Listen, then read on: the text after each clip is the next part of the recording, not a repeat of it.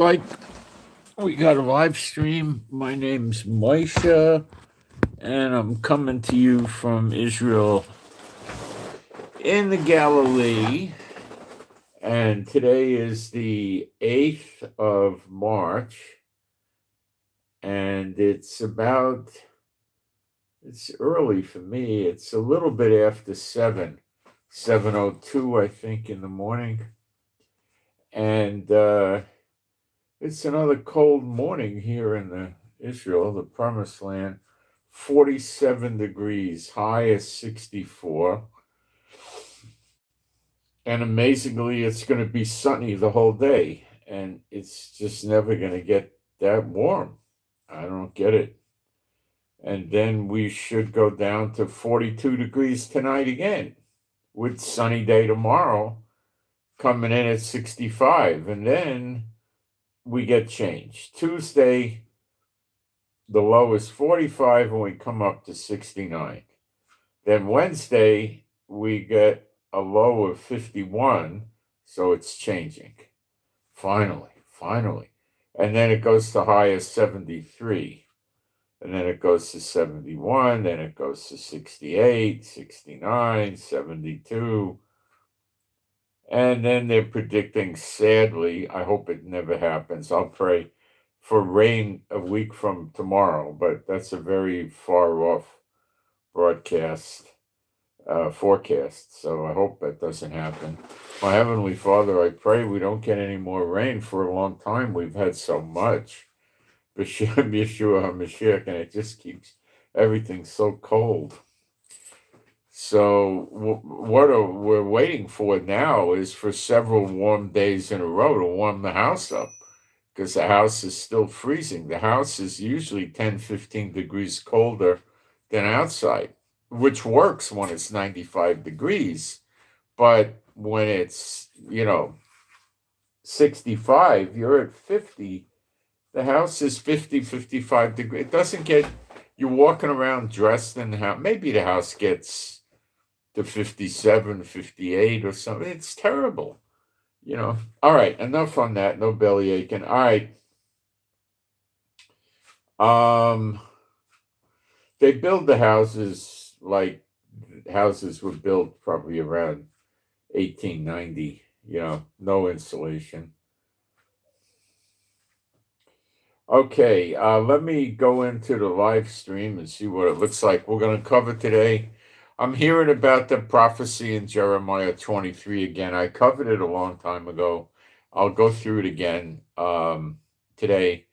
And there's some other stuff in Joel that might have relevance that people are also talking about.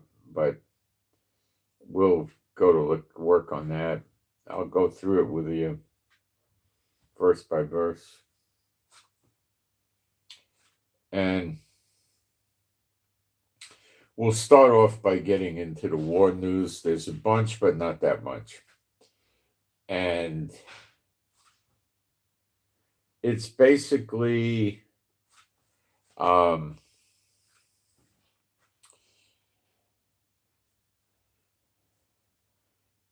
destruction and doom and gloom.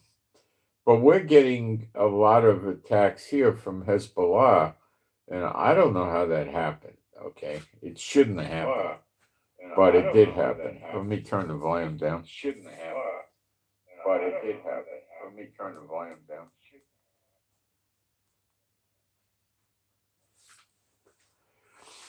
We had, by about lunchtime yesterday, there were 37 attacks in Israel.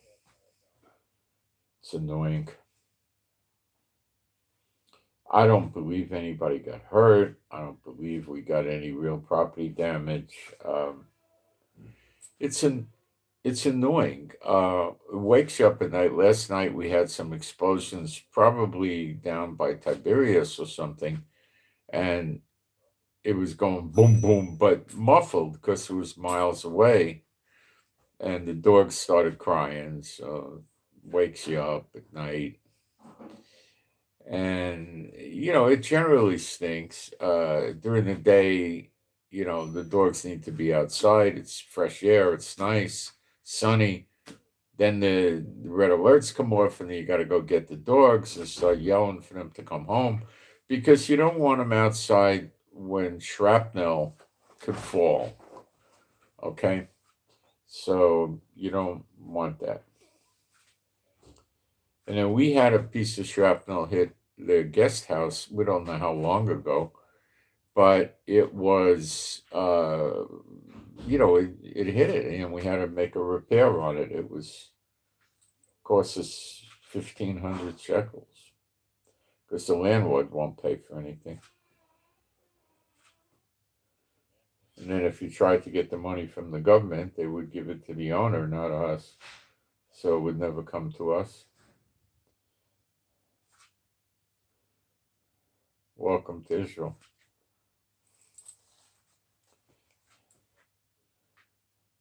There's some Roman Springs my wife was telling me about. I think it's in the area by Tiberias or nearby. And the government is trying to close it down because it's free. And there's paid hot springs. So the paid hot springs people go to the government and say, hey, I'll give you some money, close this down so I'll get more business. You see how Israel works? That's what I believe happened. I can't prove it. That's my opinion. And the people are protesting like crazy. They're going nuts over this. It's rotten people, Satan bots. That's what it is. It's just Satan bots. They're garbage. You can't live with them. So don't, when they're going to wind up, cut off from the earth, and they're going to be in the pit very shortly. And I'm telling you, you can't live with them. It's impossible. Okay? So don't be sitting there mourning them. They're not worthy of it. Okay? They're goners. All right? All right, I got to put a post up here.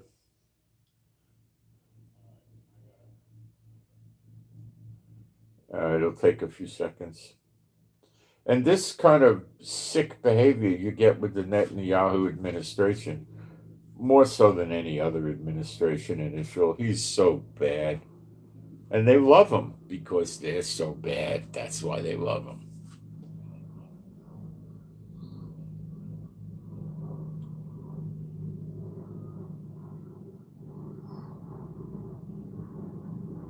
That's why 2/3 are going to very shortly get cut off in Israel. 2/3 cut off. It's in Zechariah 13, verses 8 and 9. Unfulfilled prophecy, soon to be fulfilled. Because that's how they are. They get attracted to him because they like the evil that they can accomplish with him.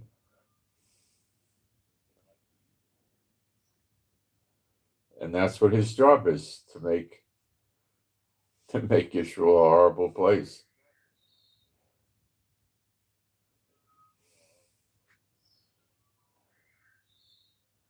As evidenced by his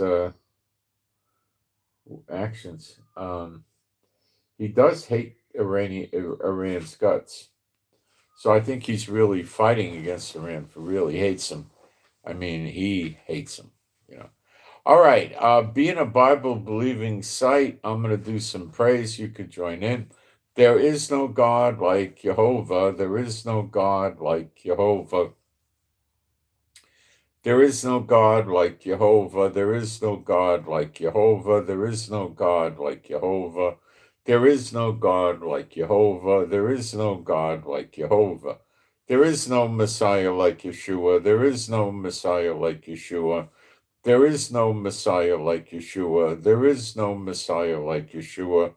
There is no Messiah like Yeshua. There is no Messiah like Yeshua. There is no Messiah like Yeshua. Don't be afraid to administer tossed salad, okay? It's a great idea to do it. All right? So we don't have that kind of crap. All right, let's see. I'm going to try to cut through the news as quick as I could manage, okay? The U.S. approved an emergency deal for Israel, $151 million, 12,000 their 1,000-pound bombs, and you can put a a JDAM on it to make it highly accurate, get pinpoint precision. It's coming without congressional approval out of U.S. stock, and that's another bust in the economy Israel's getting. Netanyahu loves spending money on ways that don't benefit the people. Okay? I think this guy would sooner be dead than build cheap housing for the Israelis.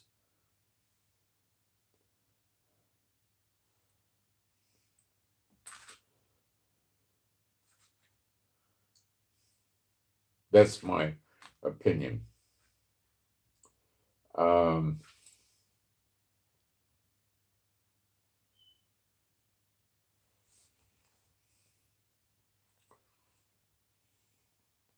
A lot of military bases in Iran have been bombed. They got pictures already.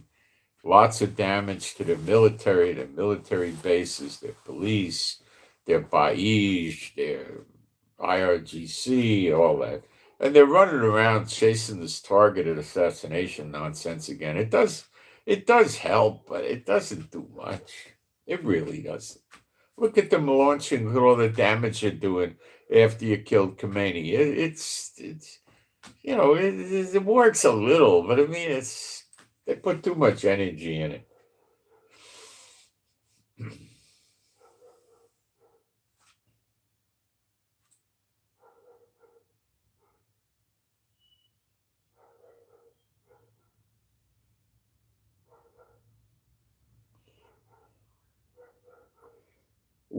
I know yesterday we were up to our 15th wave of attacks on the psychiatric cases in Iran.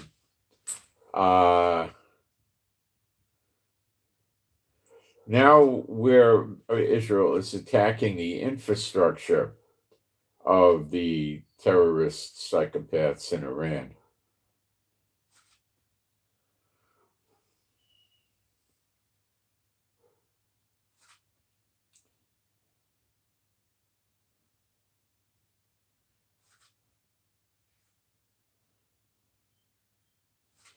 The second phase of the war, which is supposed to be more bloody than the first, is going to last about 2 weeks, and I guess it's about 2-3 days into it.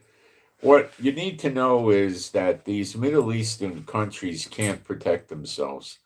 America had some $1 billion radar system in Qatar that the Iranians swiftly, in the first day or two of the war, or 3 days, very early on, destroyed it. I mean, they completely blew it to smithereens. So the THAAD systems and the Patriots that America is giving to these oil-producing countries squatting on our land, they don't have enough of the anti-aircraft missiles. They don't have radar for them. They can work, but they don't work so good. So they're getting clobbered. Their airports are getting hit. Their oil refineries, their oil industry is getting hit. All kinds of stuff is happening to them. Consulates, bases, boom, boom, boom, boom, boom. They're getting clobbered. And remember, they're so close to Iran, you're using medium-range missiles. You're not using any serious long-range weapons. So Iran has a lot of those.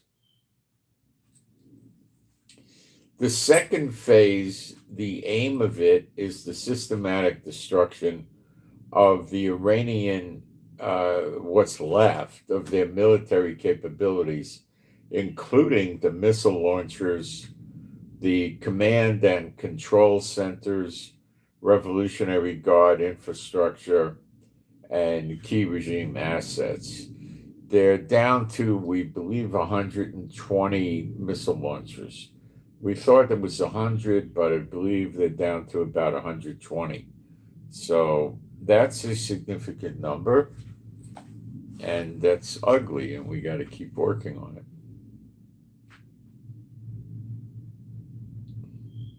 Israel's been attacking in western Iran to help the Kurds take control of the cities and towns near the border. So this is the Kurds that are in Iran that are fighting.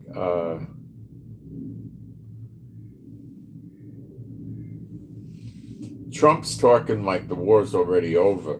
Boy, that's a mistake. To show that he's even thinking like that is a mistake. It's not over till it's over. You never know. China and Russia could wake up in the morning and the next thing you know, 42 warships and 500 aircraft are headed to Iran. You know, Trump is not real bright to think like that.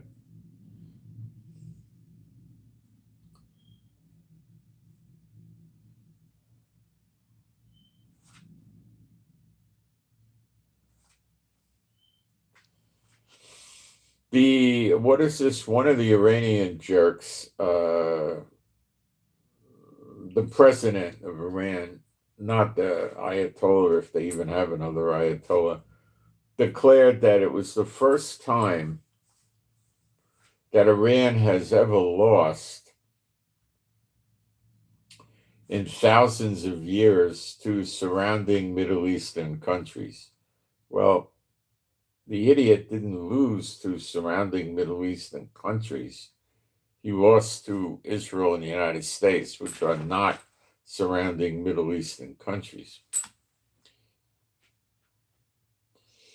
India, who wants to be everybody's friend and they can't, allowed an Iranian warship to dock at the same time that the U.S. submarine sank another ship off of Sri Lanka, an Iranian ship. So when he let them dock in India, they had basically safe harbor. So this guy Modi is, he tries to be everybody's friend and exploit everybody. He does seem to like Israel, though.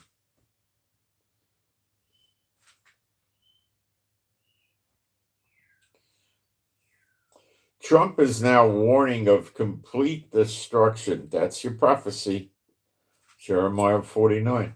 While Iranian president signals de-escalation, that's a cock and bull story. There's no de-escalation, these idiots. The Iranian president, Masoud, whatever the heck his last name is, Pezeshkian, I'm not going to bother with it, said, how long is he going to be above ground anyway? Said his country would stop some attacks on neighboring states, but rejected a call for Iran's unconditional surrender. Yeah, they're telling the world, Iran is telling the world they're never going to surrender. And they probably aren't. Did Hamas ever surrender? No. Did Hezbollah ever surrender? No. They're not going to surrender.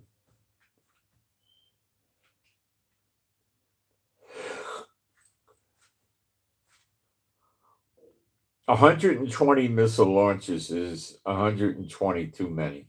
That's a problem. They're putting a concerted effort in it, but at the same time, they're trying to dismantle the military. So they're not putting every ounce of attention on that. They want chaos in Iran with the government.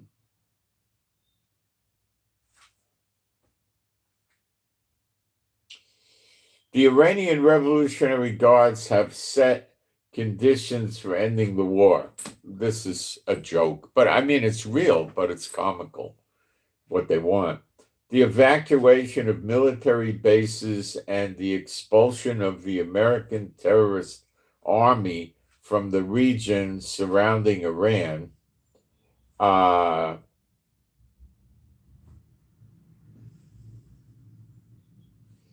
What's this word? I can't.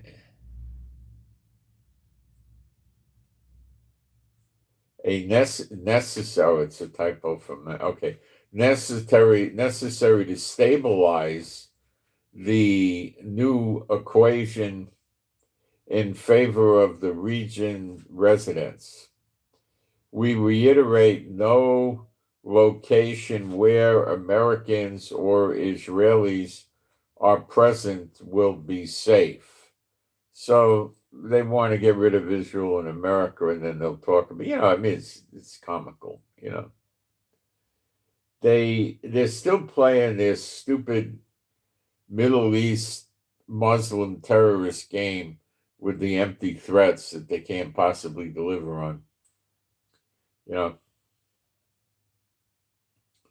If they threaten to never surrender, that they could deliver on. They're stupid. So let them deliver on that. Well, I mean, it's the only way you can get rid of them, I'm afraid. So we're hitting the oil infrastructure.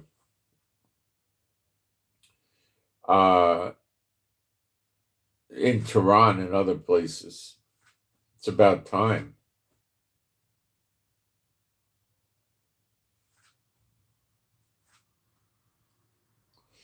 Qatar is preparing to use trucks to replace some of the ocean-going trade halted amidst the Iranian war and a choked Strait of Hormuz, advising shippers operating in the country to get themselves registered into an international customs program that applies to trucking. So what they're trying to, he's saying we're going to put oil in trucks.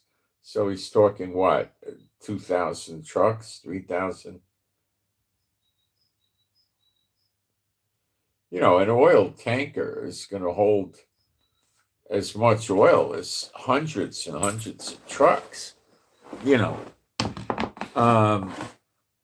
truck looks like the truck you see going to your gas station, where there's a 7-Eleven. You see it there all the time, filling the gas reservoir up. A tanker. Oh gosh, it's worth hundreds of those trucks.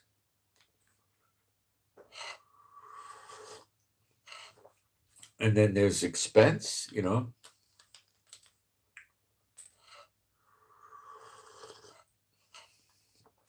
It's, I don't know what they're trying to do. The UAE is got some food problems now, which I'm sure is the case with Bahrain, Qatar, Oman, Saudi, Jordan.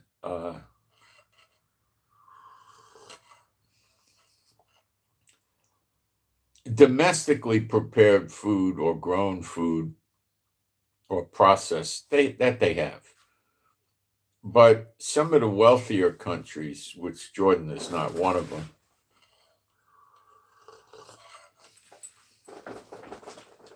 Jordan doesn't export oil, that's why. They bring in a lot of food by aircraft. Like what? Raspberries, cherries, bananas, things that maybe are not in season in the Middle East. And they fly that stuff in with refrigeration and it goes to the stores. Now, the poor people don't get that. The wealthier people and the Satan bots eat that. So they're eating fresh fruit every day of the year, normally, from around the world, even though it's not in season. So they're always eating. They want to eat cherries. You want to eat cherries in Israel, you got a window of about 6 weeks a year to get cherries, but they get cherries 12 months a year. Of course, they cost a fortune. But these bums are pumping Israel's oil. It's our land they're squatting on. So they have the money.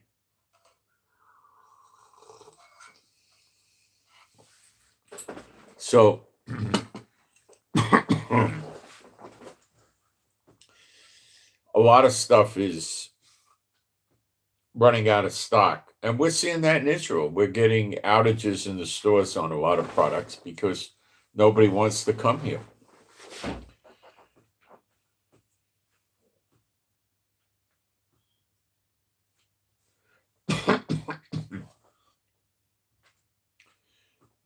my wife got an order. We have an order for some supplements that she needs for her health, and they got stuck in Europe before it could get here because of the war. So it's really a pain in the neck. Don't kid yourself. Okay.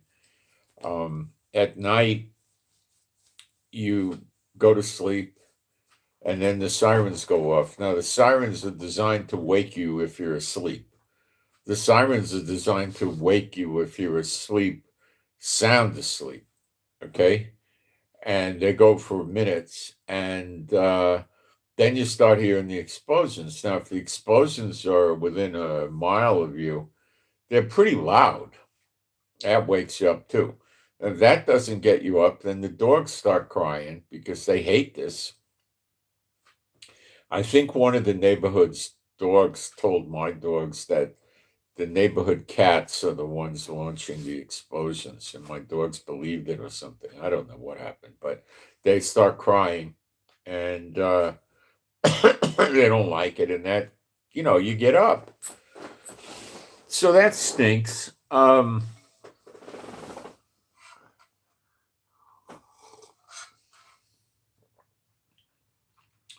It's annoying, It really is. And when the dogs are outside and you hear the red alerts, you got to go get them and come in. So you don't want them out there because of shrapnel.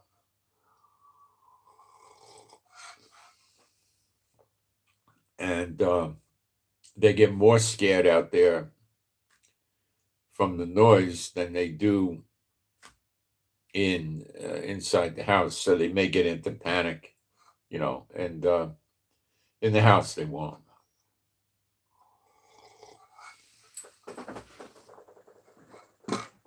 It stinks, It's really annoying, It really is. And it gets me upset what these heathen are doing. Now, the Israeli government is really, really pouring it on them. Don't get me wrong. So's America. They're really pouring it on.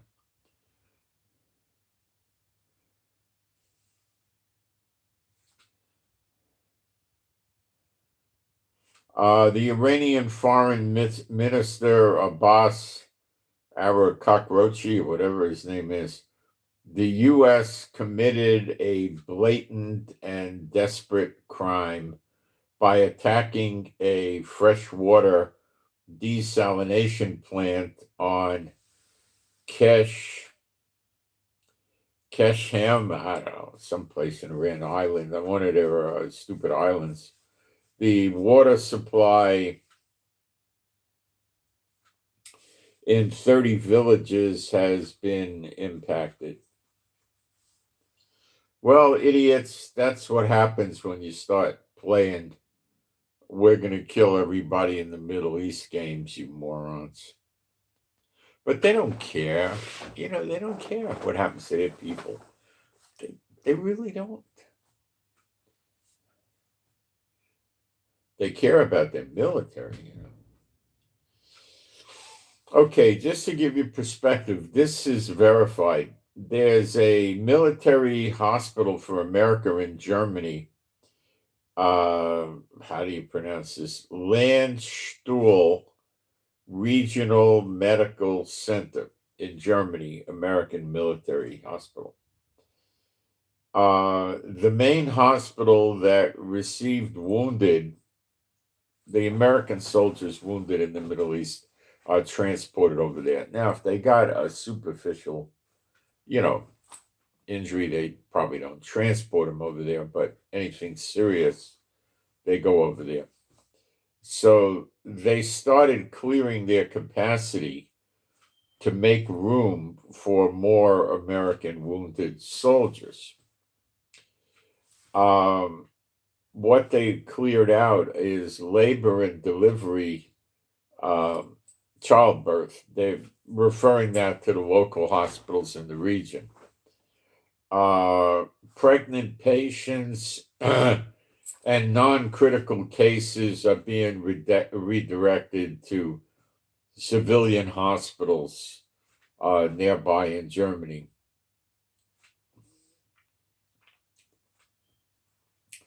The goal there is to free up hospital beds, staff, doctors, operating rooms for potential war casualties from the Middle East. So there are a significant amount of casualties, and it's probably more so that they are expecting more as in a ground invasion. Now, I don't think this is highly likely, but you should prepare yourself for the concept of Iran doing a ground invasion in the Middle East. Now, why would they do it? Because they could take over some of these jackass dictator countries like Kuwait, Bahrain, Qatar, UAE, Oman, Jordan, not so easily, same with Saudi Arabia. That if they take it over, they basically hold the country and the people as hostages. And they don't care. They'd go out and kill 1,000 people a day. Tell America every day you keep bombing us, we're going to kill 1,000 people in Kuwait or Bahrain, you know.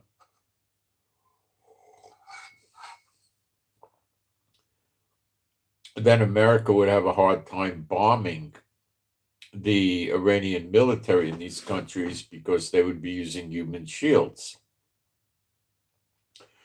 They would basically have hostages.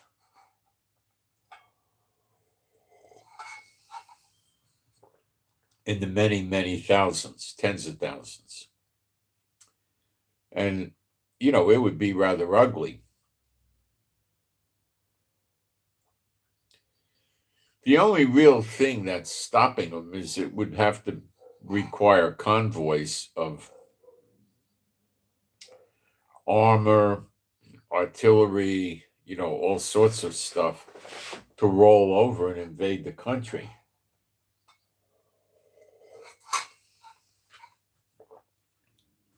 As they do that, their columns or their convoys would be bombed by Israel and America. So I don't know how they would do it.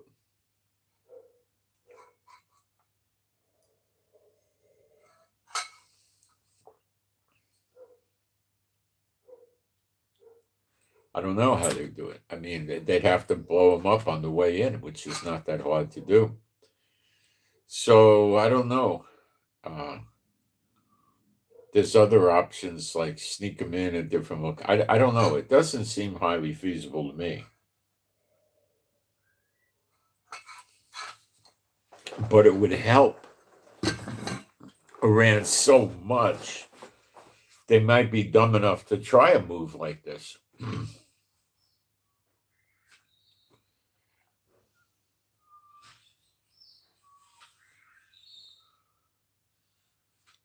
Don't know, guys. It would require a lot of troop movement. They've got the troops, but it would be, they would probably get killed. I don't think they would make it. So it's worth talking about, but I think it would be the kiss of death for them. The troops would be sitting out there in the breeze ready to be bombed. It would take, you know, a long time to move the troops. First, you would see the troops staging on the Iranian border, and then they would really have to go into Iraq, Kuwait, you know, that kind of thing, and it would be seen and they would be bombed. So, but you never know. This is what these bums did. There's actually Jews in Iran. I personally don't think the Jews are allowed to leave. I think it's a PR tool and they're basically hostages. They have a chief rabbi in Iran, and he came out with a message that sounds to me that, you know, he either is an Iranian impersonating a rabbi or he's actually a rabbi that's afraid of his life. So he issued a statement.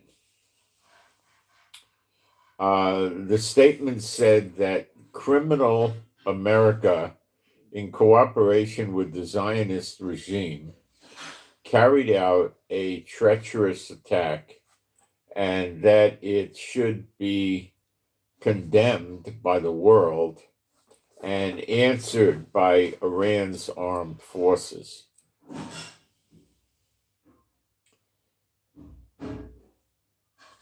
So what is this now? He's against Israel and for Iran. Are you kidding me? You see how stupid these psychopaths are? They're real stupid. They're like just about as stupid as some armed robbers that get caught in a bank or a jewelry store, and they say, "Oh, we want a car and we want a jet and we want a pilot and we want a." I mean, are any criminals that stupid?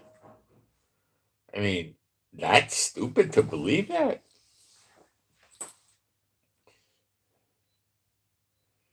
So there is some panic buying in Dubai, UAE.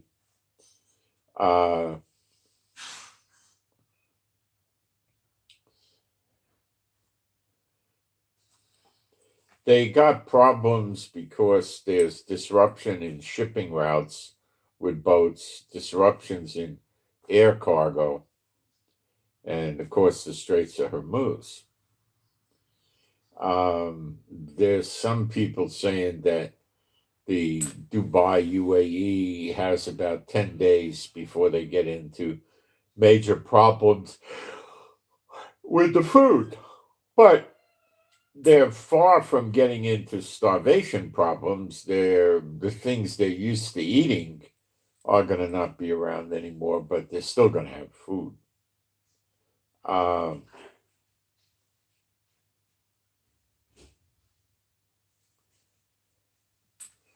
They're already flying in food by aircraft. Well, that's how you fly things in for lots of products from India.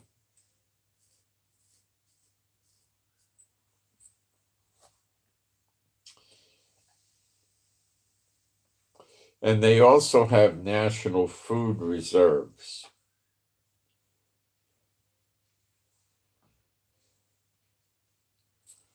So they're not starving. Okay, let's get that straight. They're not getting their raspberries, their cherries, their Haagen-Dazs ice cream, and the pomegranates and the finer things, the Wagyu beef, their oysters and their whatever other junk they eat. They're not getting that stuff.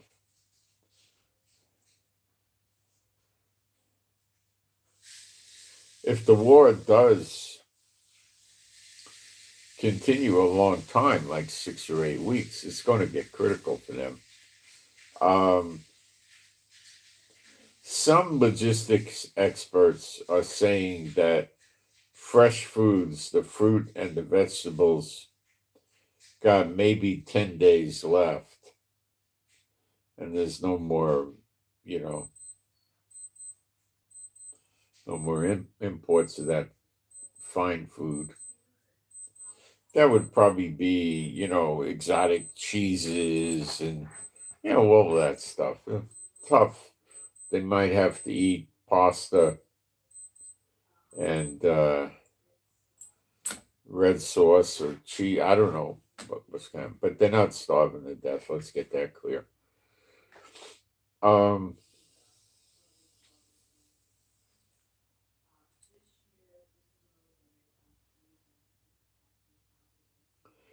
It could get to rationing. So some clown goes in there and buys, 8 pounds of cherries. They might cut them down to a pound, something like that. After Trump initially blasting support, he then turns around and says he doesn't want the Kurds to enter the war.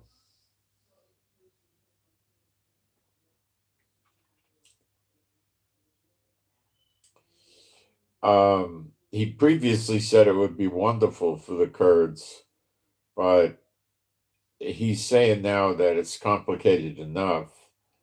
Um,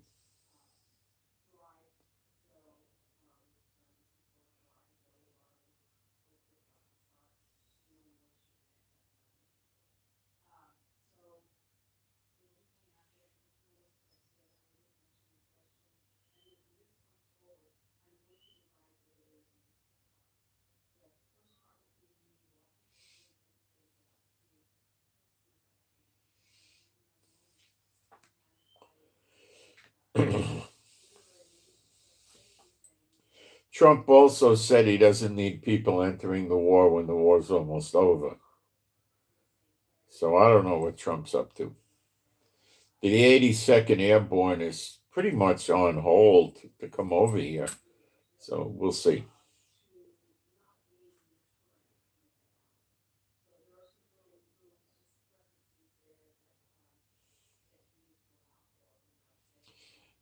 He might be planning on using the 82nd Airborne to occupy Iran if there's an unconditional surrender or Iran military folds. That could happen. They just take the uniform off and they run home, and there's no resistance from the military anymore. So then you have to bring in troops to stabilize. You could be using that, could be the 82nd Airborne, I don't know.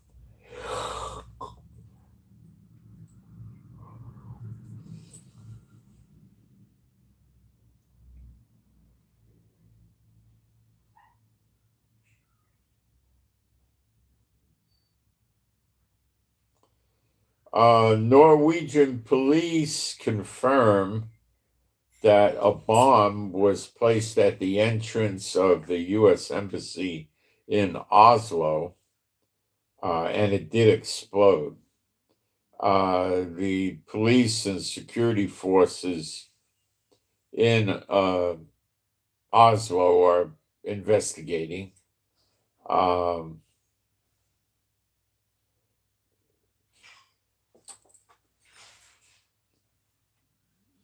and it says the authorities are searching for suspects, and the IRGC sleeper cells have been activated around the world. New York Police Department has confirmed the arrest of two Muslim domestic terrorists. One through a domestic is normally means homegrown. One threw a homemade shrapnel bomb containing nuts, bolts, and screws at conservative protesters in New York City while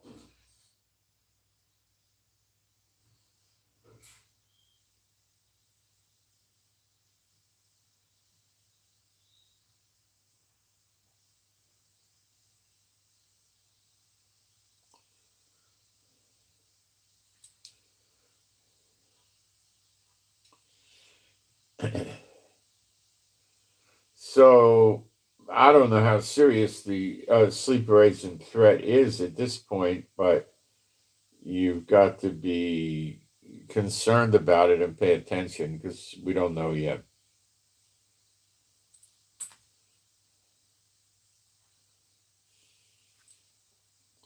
And, they're putting out calls for all the Muslims to, kill the Jews and kill the Americans to support them. And there's sure are a lot of Muslims in America.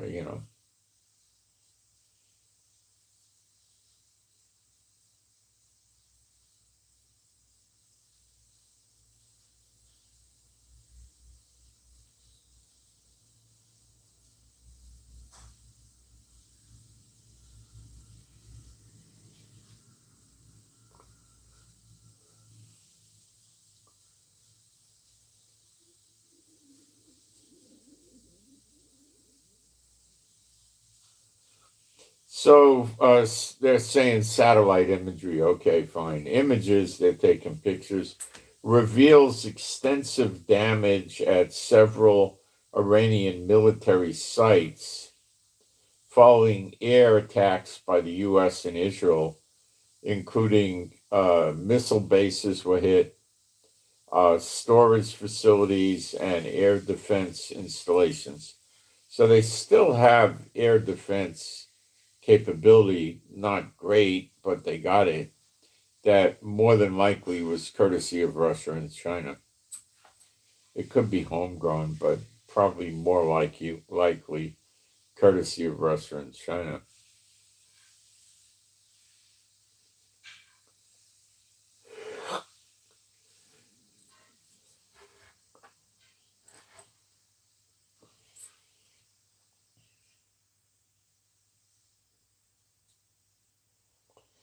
So Trump, I think, directing it at the British Prime Minister, said, we don't need people that join wars after we've already won. Yeah, that might fall on Canada and Macron. And no, Macron got in a little bit earlier on.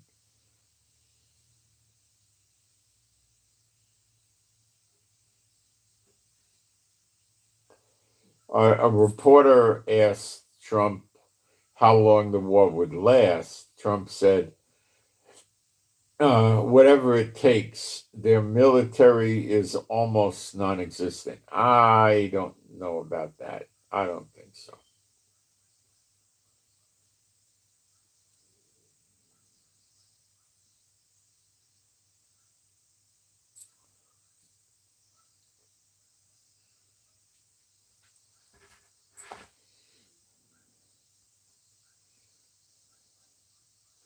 So oil facilities in and around Tehran, the capital of Iran, are under sustained Israeli air attack last night.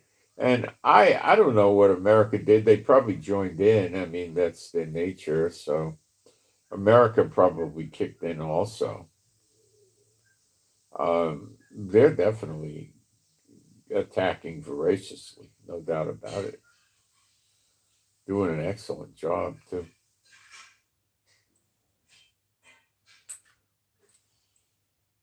Well, let's check the prices of oil. Here you go.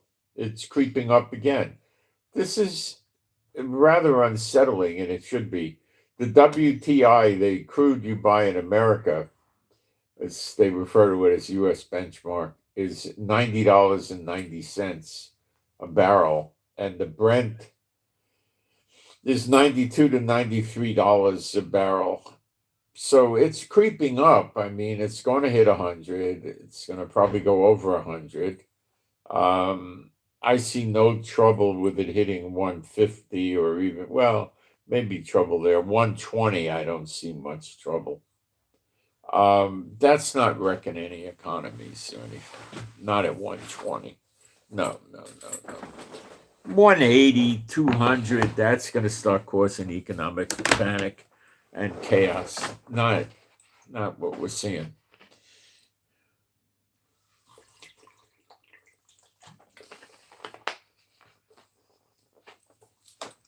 What we're seeing is quite artificial because they're using oil reserves to sell it at low prices and keep the prices down. Okay, but even with that, it's still creeping up. So oil refineries and storage facilities have been destroyed by Iran in several countries. Bahrain, Kuwait, Qatar, UAE, Saudi, Oman. So that could take weeks. It could take days to restore. It could take weeks and months. Plus, nothing's moving in and out of the Persian Gulf. And the Houthis, we don't know what they're up to so far. They're talking they're closing the Red Sea, but I haven't seen them interdict any ships yet.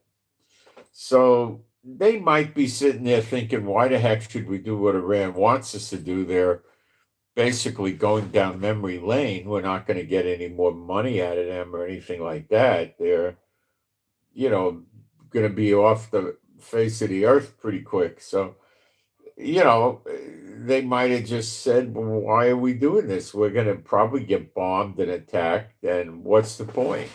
What are we going to get out of it? You know?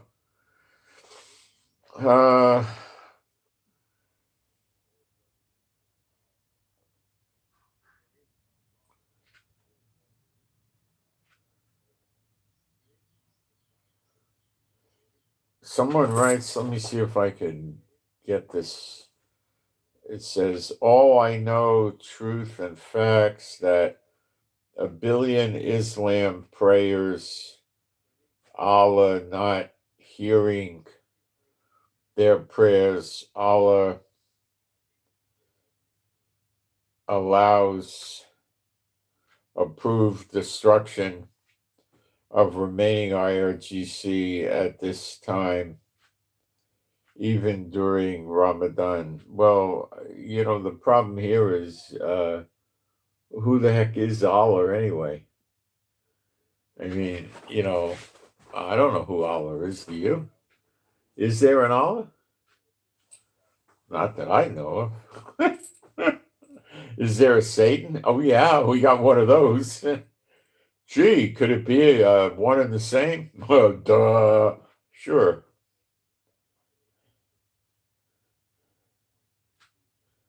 Why can't I downsize the full screen live? I don't know. YouTube makes changes all the time, and they're just about always for the worse. And the way I've got to live with the screen is horrible too. But that's YouTube, not me.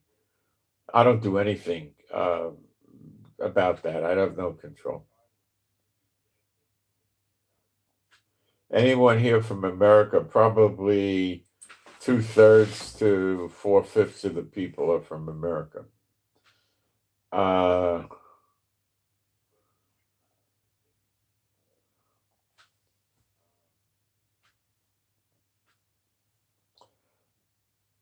Thank you guys for all the kind comments. And Jeremiah 23.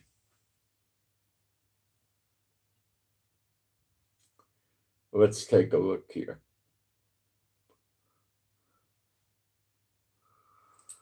I've got to turn the brightness down on this for my eyes. Let me get that.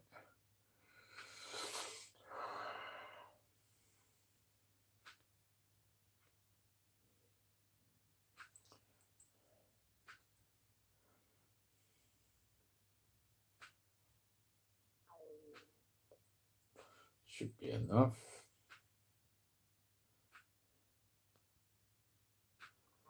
Okay, that worked. Verse 1, Jeremiah 23:1. I'm going to put my glasses on. They're polarized, and it makes it easier on my old man eyes. Okay. Woe be unto the pastors that destroy and scatter the sheep of my pasture, saith Jehovah. The pasture, I believe he's referencing Israel there. That would be the pasture, but it may have more of a generalization to it. So, the pastors don't fear God. You can warn them all you want. It's not going to help, Therefore, thus saith Jehovah, Jehovah Elohim of Israel, Jehovah Elohim Israel, Jehovah God of Israel, I guess you would say, against the pastors that feed my people, that's the Israelites and all the true believers. You have scattered my flock and driven them away and have not visited them. Behold, I will visit upon you the evil of your doings, saith Jehovah. Okay, I'll interpret. The rabbis in Israel are the ones that got control over who's a Jew and who's not a Jew, and they keep many people from coming into Israel. Okay, and including Messianics and other people, and they drive people crazy with their nonsense. And they're making the food kosher and putting 20-25% extra price on the food, and all this evil they do. There is nothing in the Bible about kosher food. There's clean animals and unclean animals mentioned in Moses' law, but there's nothing like what they've created. Okay, so they're about to be bye-bye. They're going to be in the, they're not going to be around much longer. And I will gather the remnant of my flock out of all countries. Now, this has not yet happened. Whither I have driven them, and will bring them again to their folds, and they shall be fruitful and increase. Why? Because they're going to see Yeshua. He's going to pour his spirit out on them first. You can see this in part to those that are in Israel at the time in Zechariah 12, verse 10, literally. And it'll happen around the world, and they will leave wherever they are and come to Israel, stopping in the wilderness to pass under the rod and enter into the bond of the covenant. That's in Ezekiel 20, starting in verse 33, that part. Okay, so this is not yet fulfilled. Okay, so we know a good piece of this is not fulfilled right now. All right, verse 4. And I will set up shepherds. Oh, the reason that they're going to bear good fruit, they will bring them to their folds, and they shall be fruitful. That's good fruit. And increase. Well, he's going to make us multiply. And then the fruitful is, he puts the law in their heart, not Moses' law, the law, in their heart. And then they have a heart of flesh, and they shall all know me from the least to the greatest. They shall not run around saying, know the Lord. And okay, so that's why they're bearing good fruit.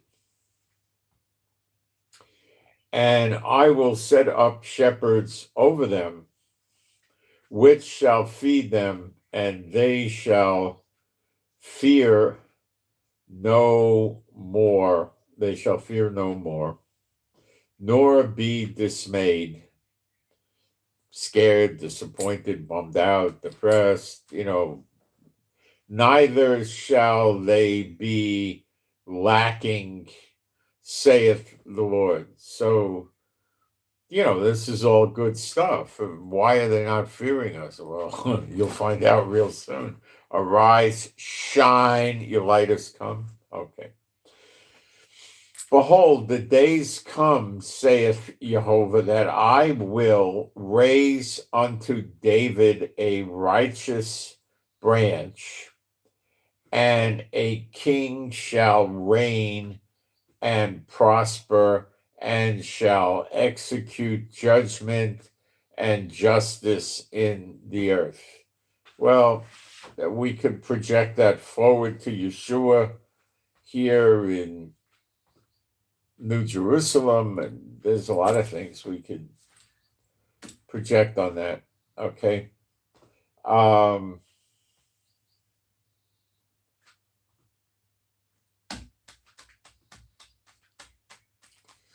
Raised unto David.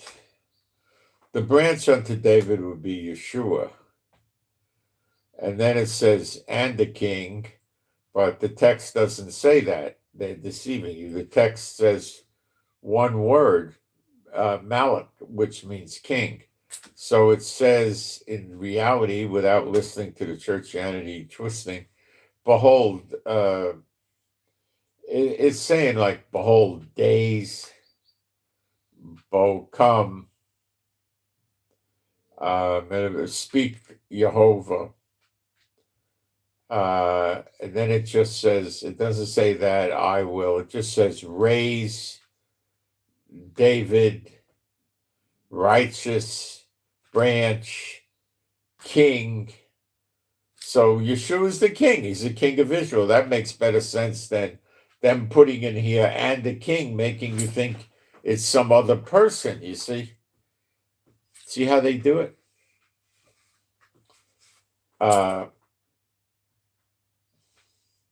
Shall reign and prosper and shall execute judgment and justice in the earth. So this is talking of the millennium. In his days, that would be the days of the king of Yeshua, Judah shall be saved, and Israel shall dwell safely. And this is his name, whereby he shall be called the Jehovah righteousness. Okay. So, when it says in his days, what it's really saying is Yomim, let me read this. Yom. It's saying days or day. Judah shall be saved. Or what's the word for saved? Yasha. That's the root of Yeshua's name, salvation. So it's saying Judah's salvation and Israel shall dwell safely. And this is his name. Now that could mean the days when Yeshua is here. Okay. Therefore, behold, the day come, saith Jehovah, that they shall no more say,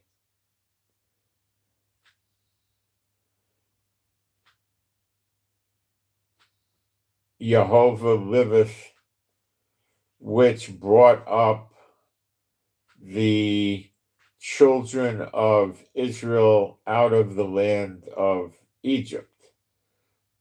You know, I'm reading the wrong chapter. It's Isaiah 23, but this is so good. Let's read it. I guess the Lord wanted me to do this. But Jehovah liveth, which brought and which led the seed of the house of Israel out of the north country and from all countries whither I had driven them, they shall dwell in their own land. My heart within me is broken because of the prophets, all my bones shake. I am like a drunken man, and like a man whom wine hath overcome, because of the Lord and because of the word of his holiness. All right, let's do the Isaiah 23. We got the crux of this done. I don't know why I did that, but it worked out good. All right, Isaiah 23. There we go. The burden of Tyre, that's in Lebanon. It's not Tire like Goodyear, it's Tyre. How you ships of Tarshish, for it is laid waste, so that there is no house, no entering in from the land of Shittim. It is revealed to them. Okay, I can't tell you by that verse if it's fulfilled or yet to be fulfilled. Let's keep going. It's too kind of general, you know. Be still, you inhabitants of the isle, thou whom the merchants of Zidon, I think the isle is maybe Cyprus, that pass over the sea have replenished. And by great waters, the seed of Seor, the harvest of the river is her revenue, and she is a mart of nations for selling, I guess. Be thou ashamed, O Zidon, for the sea hath spoken, even the strength of the sea, saying, I travail not, nor bring forth children, neither do I nourish up young men, nor bring up virgins. I still can't give you a time frame yet. As at the report concerning Egypt, so shall they be surely pained at the report of Tyre. Okay. Pass you over into Tarshish now, you inhabitants of the isle. Tarshish is,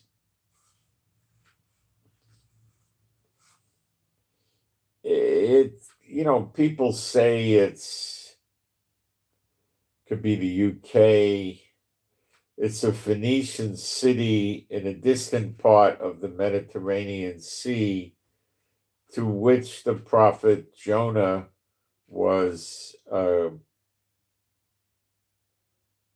trying to flee. It says also sites unknown, perhaps Cyprus or Spain, somewhere near and accessible to the Red Sea, which, well, I don't know about that one, but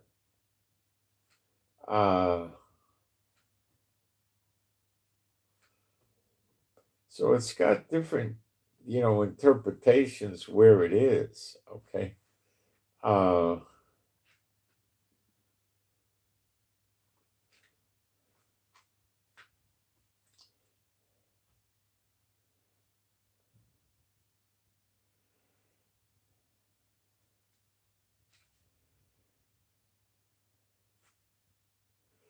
It's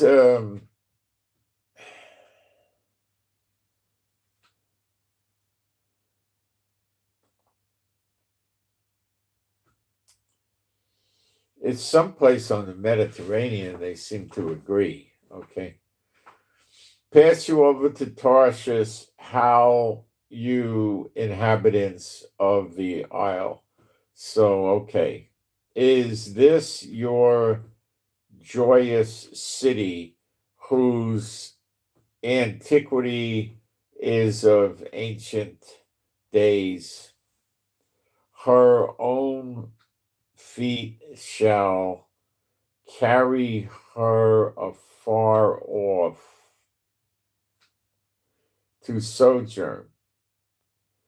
Who hath taken this counsel against Tyre? Who has taken counsel against this Tyre? The crowning city whose merchants are princes, whose traffickers are the honorable of the earth. Well, that's not Lebanon as I know Lebanon since 1948. I mean, in the 50s, it was a resort. You had skiing beaches, gambling casinos, before the Mohammedanism wrecked it.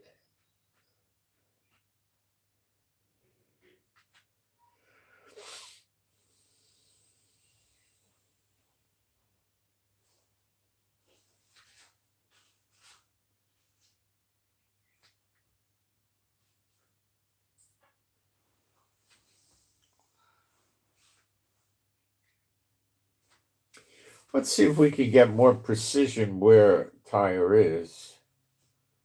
I believe it is Lebanon, but let's see what I can get out of this. Hold on.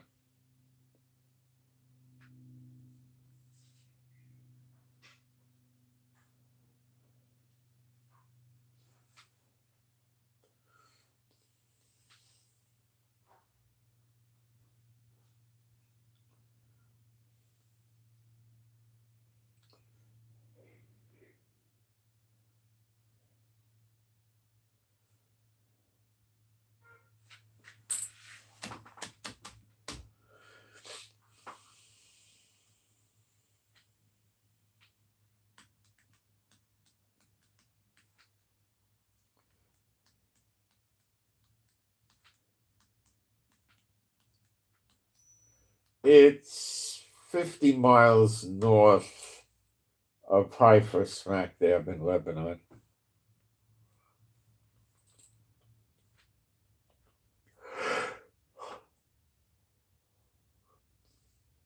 That's about as accurate as we're going to get. That's pretty accurate. Okay.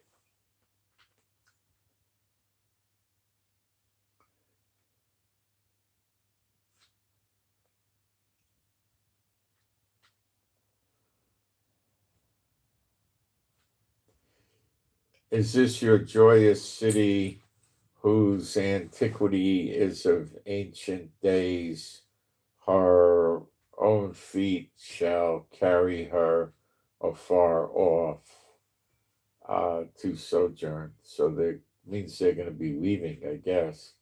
Who hath taken this counsel against Tyre, the crowning city? That means it's like a regal city that was crowned, whose merchants are princes, whose traffickers are the honorable of the earth. That would be a long time ago. I don't know when.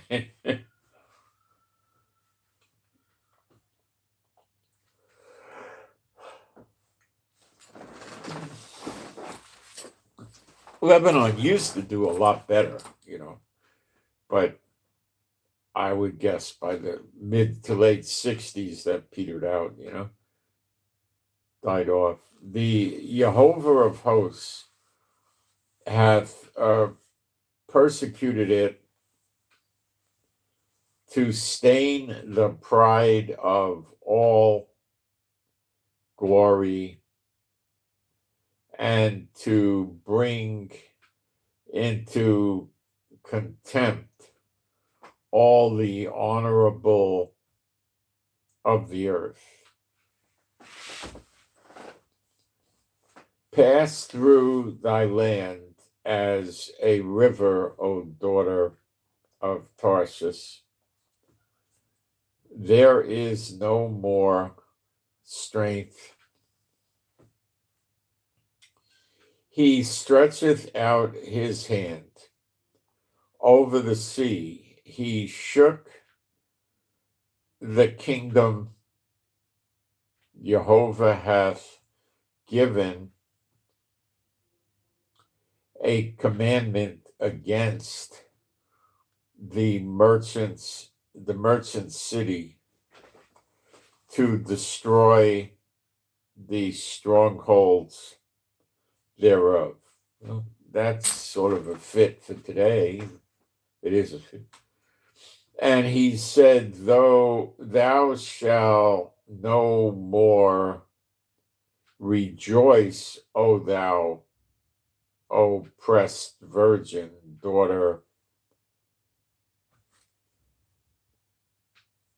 Zidon, and arise, pass over to Shittim, there also shall thou have no rest. So Zidon, I believe, is also.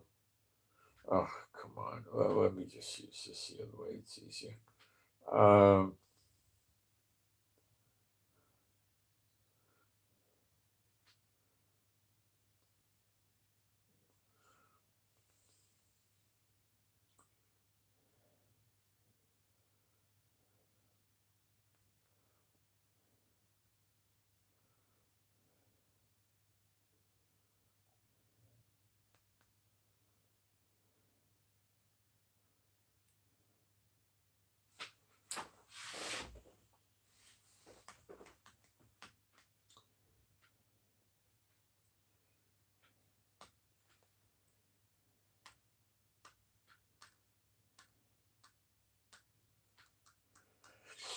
Zidon's on the Mediterranean coast of Lebanon, 25 miles south of Beirut.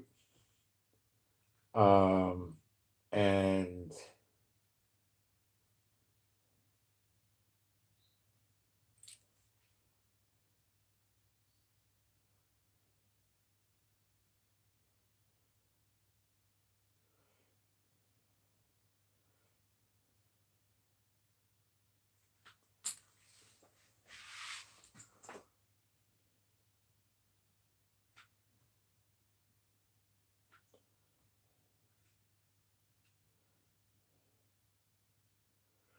okay, so Shittim is Cyprus. So they're going to Cyprus, I guess. Let me get back in there. Now I gotta go find it again. This stupid iPad crap. All right.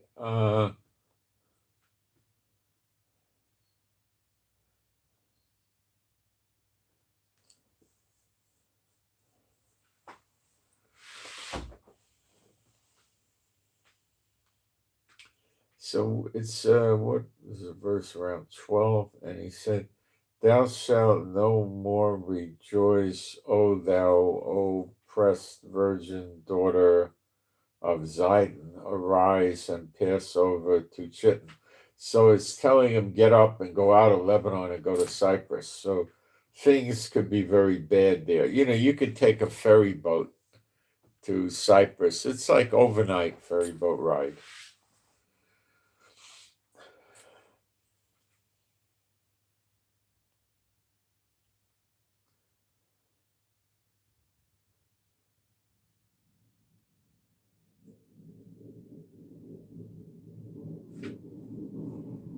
Behold, now I'm in verse 13. Behold, the land of the Chaldeans, this people was not till the Assyrian founded it, for them that dwelled in the wilderness. They set up the towers thereof, they raised up the palaces thereof, and brought it to ruin. See, it looks good for a today type fulfillment, right?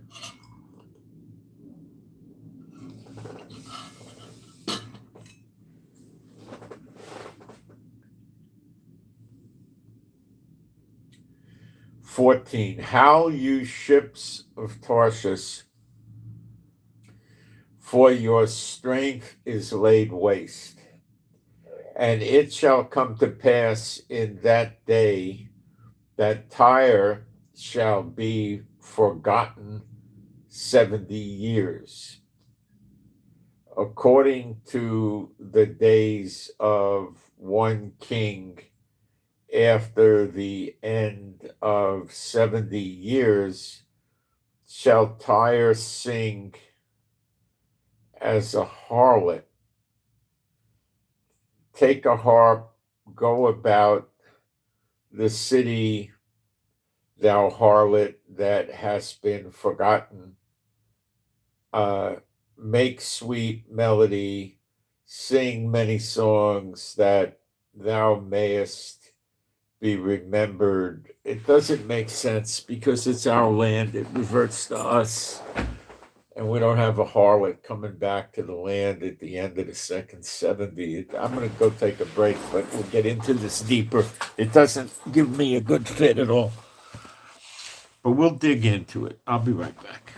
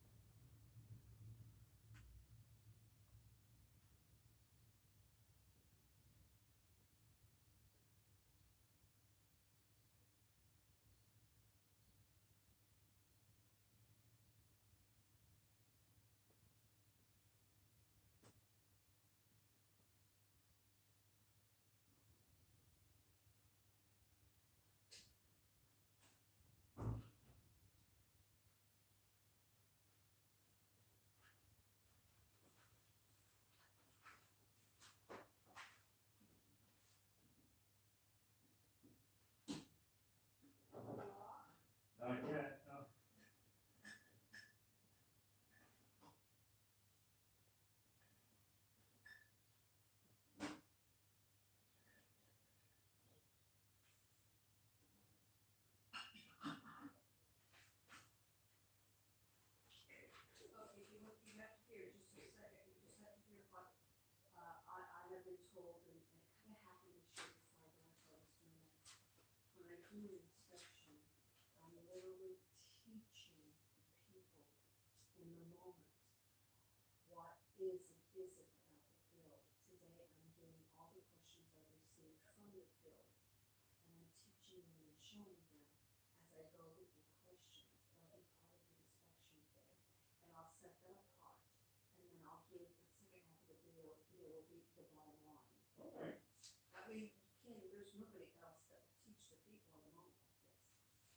We're all witches out there lying to people.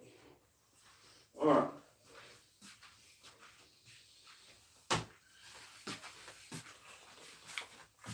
Steve, what happens at the end of the second 70 of Daniel 9:24?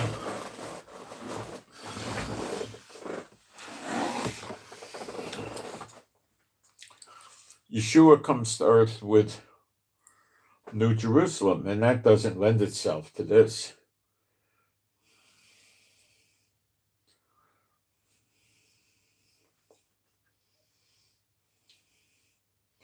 Tyre shall be forgotten 70 years, according to the days of one king. After the end of 70 years shall Tyre sing as a harlot? I don't think so. That doesn't sound right. Take a harp, go about the city, thou harlot, that hast been forgotten, make sweet melody, sing many songs that thou mayest remember. See, we use the wood from Lebanon. We'll actually use it to decorate the temple, outside the temple, I guess, the next temple. Maybe inside, probably outside, I don't know.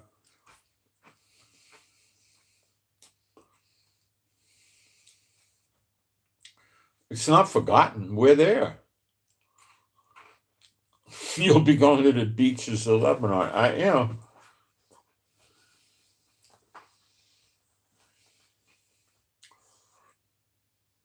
And it shall come to pass after the end of the 70 years that the Lord will visit Tyre, and she shall turn to her hire, and shall commit fornication with all the kingdoms of the world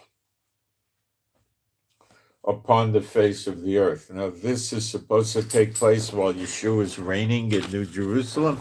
I don't think so.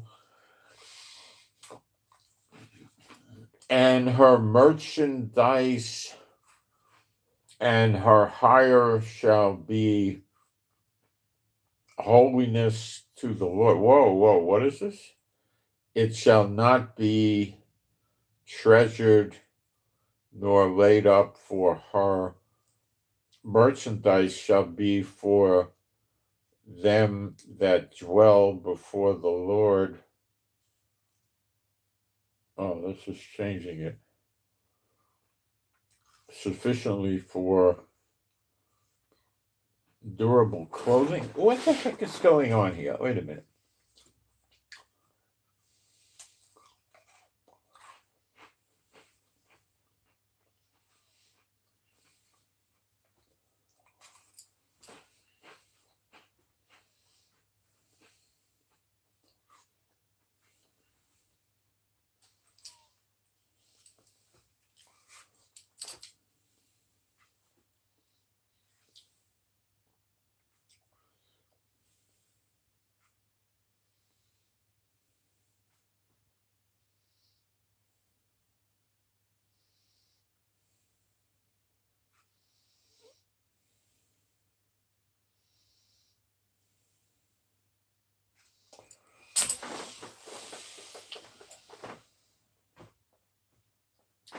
Okay, we got conflicts here.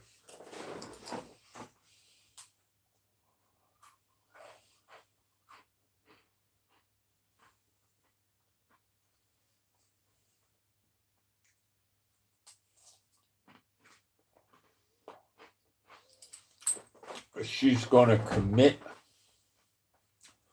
at the end of the 70.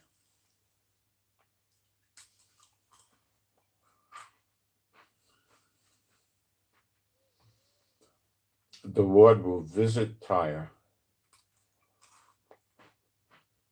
and she shall turn to her hire, and shall commit fornication with all the kingdoms of the world upon the face of the earth. This doesn't sound like the millennium to me.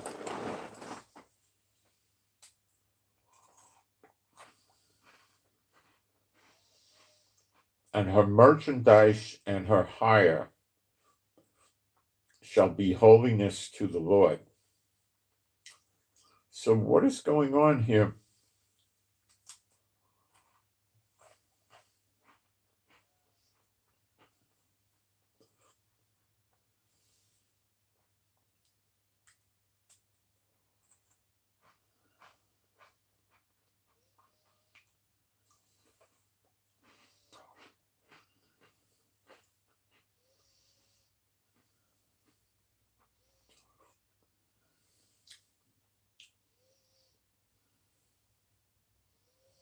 It shall not be treasured nor laid up for her. Merchandise shall be for them that dwell before. Let's check that word.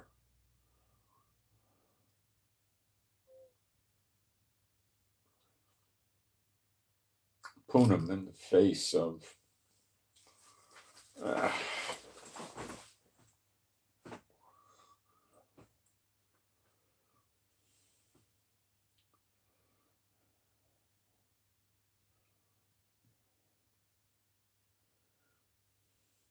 See, it's not clicking. To eat sufficiently. Well, we in New Jerusalem we eat of the tree.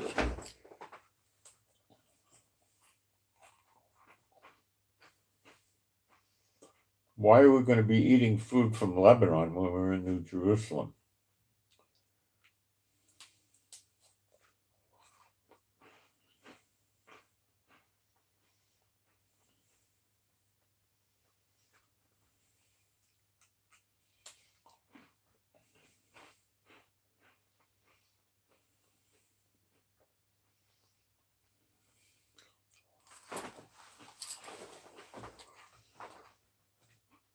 I think when it's saying in the face of,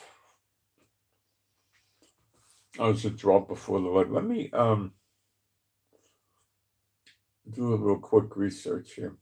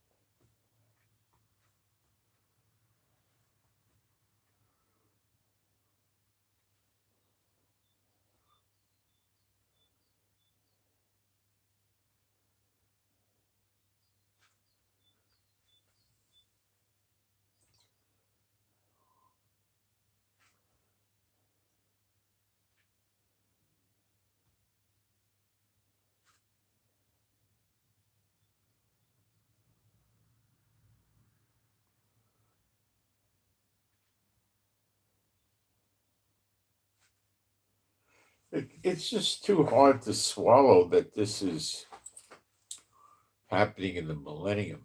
I think this just happened in the past. Those in the face of the Lord, the Punim word it is, and that means the face of. So the Lord turned his face towards the Israelites at that time. So those were Israelites observing the probably Mosaic law. So I don't see that. There are places where we do read about what happens to Lebanon. Let me bring some of that up for you, and you can see there's not really a good fit between this and that. Um,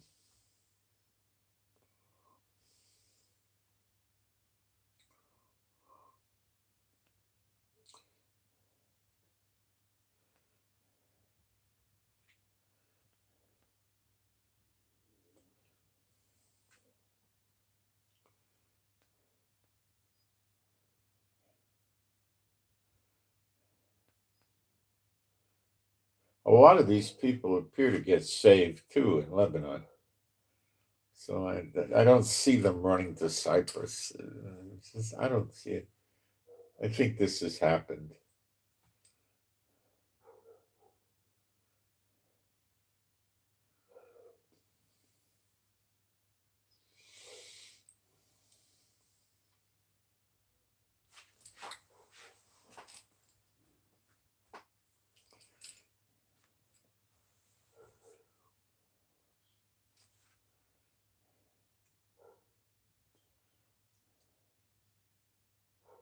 We go to Zechariah 11, verse 1.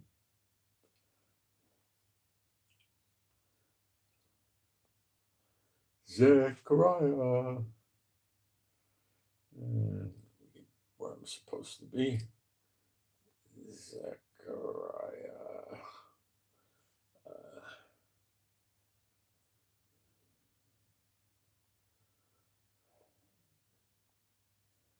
11.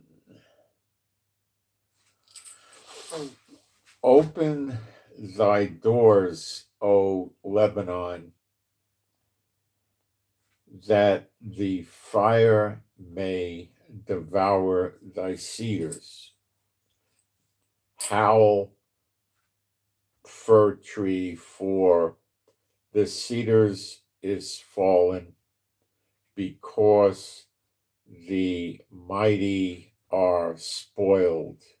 Howl, O you oaks of Bashan, for the forest of the vintage is come down.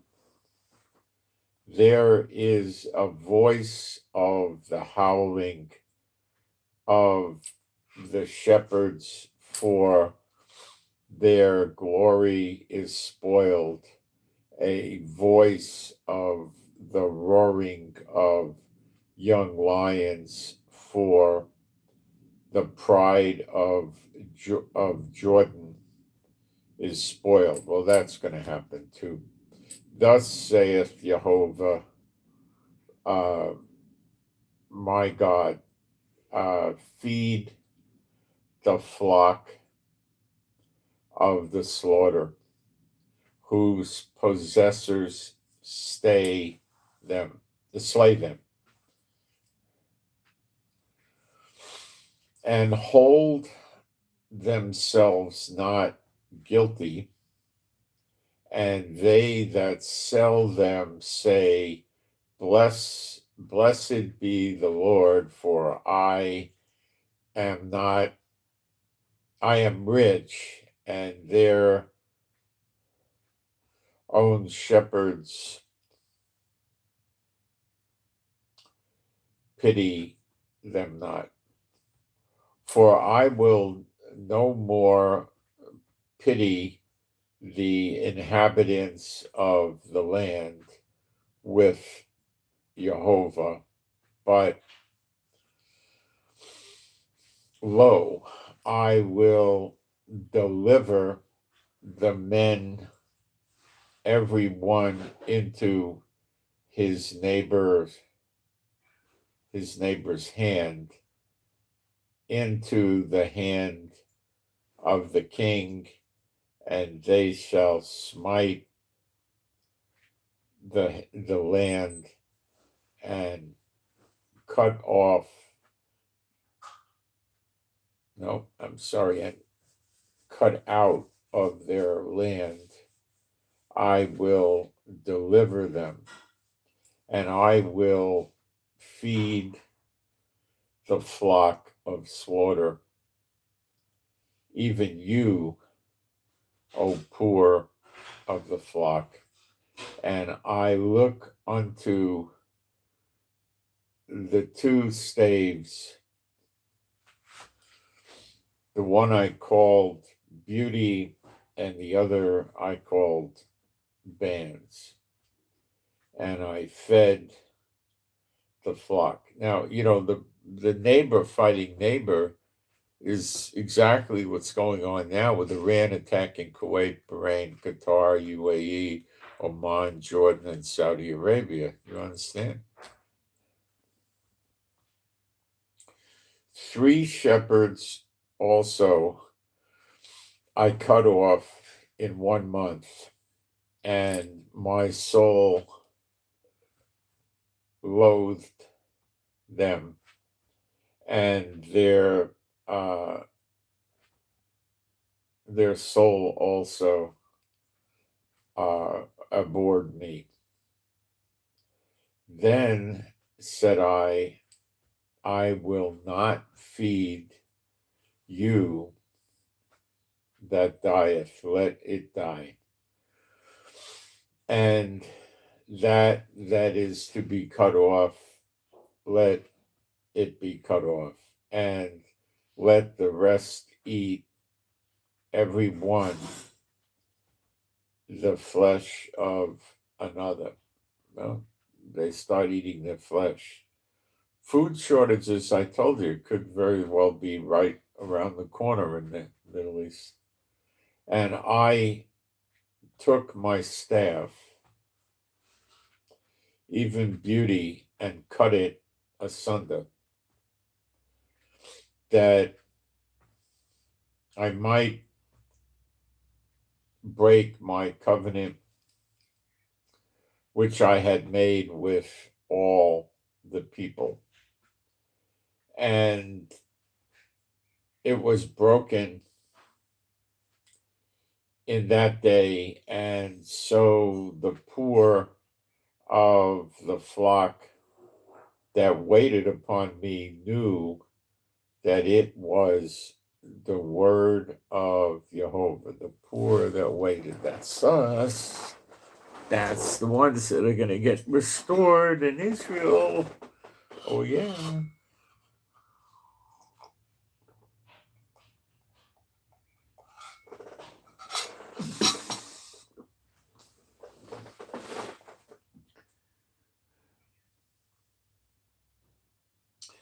And I said unto them, if you think good, give me my price, and if not, forbear.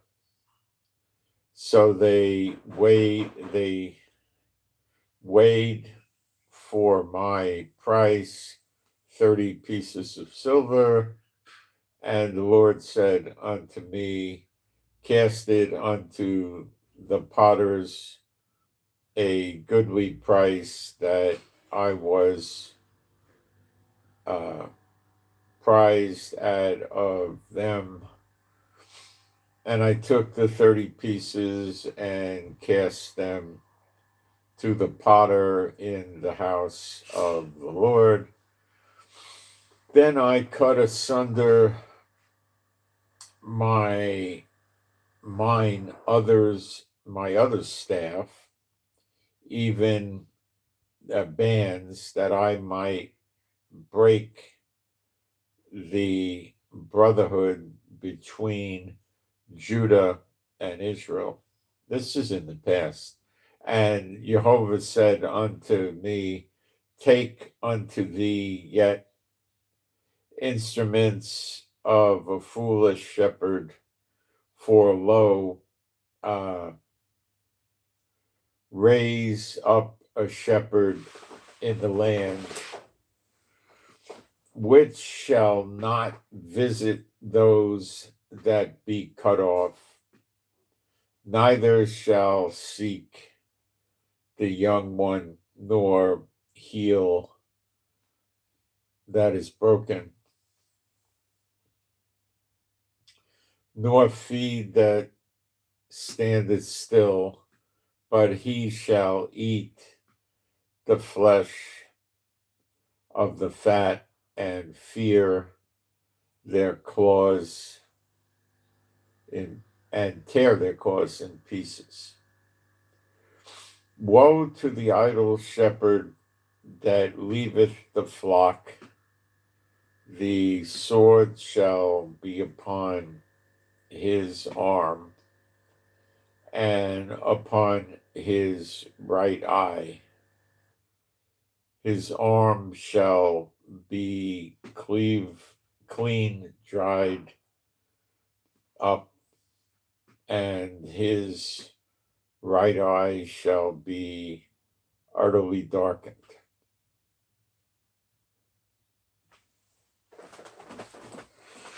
That stuff was the time of Yeshua with the guy, Judas getting paid the money. And, this is a long time ago. But you see, this makes more sense to me as to what's happening in Lebanon, not the other. Now, somebody came up with another verse that was Joel 3:4. We can go there.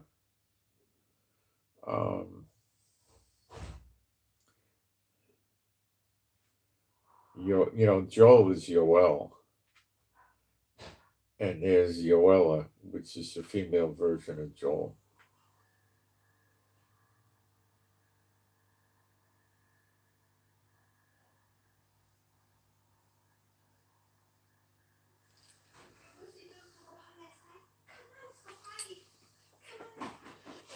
Yea, and what have you to do with me, O Tyre and Zidon, and all the coasts of Palestine? Will you render me a recompense? And if you render me, and if you recompense me swiftly, speedily will I return your recompense upon your own head.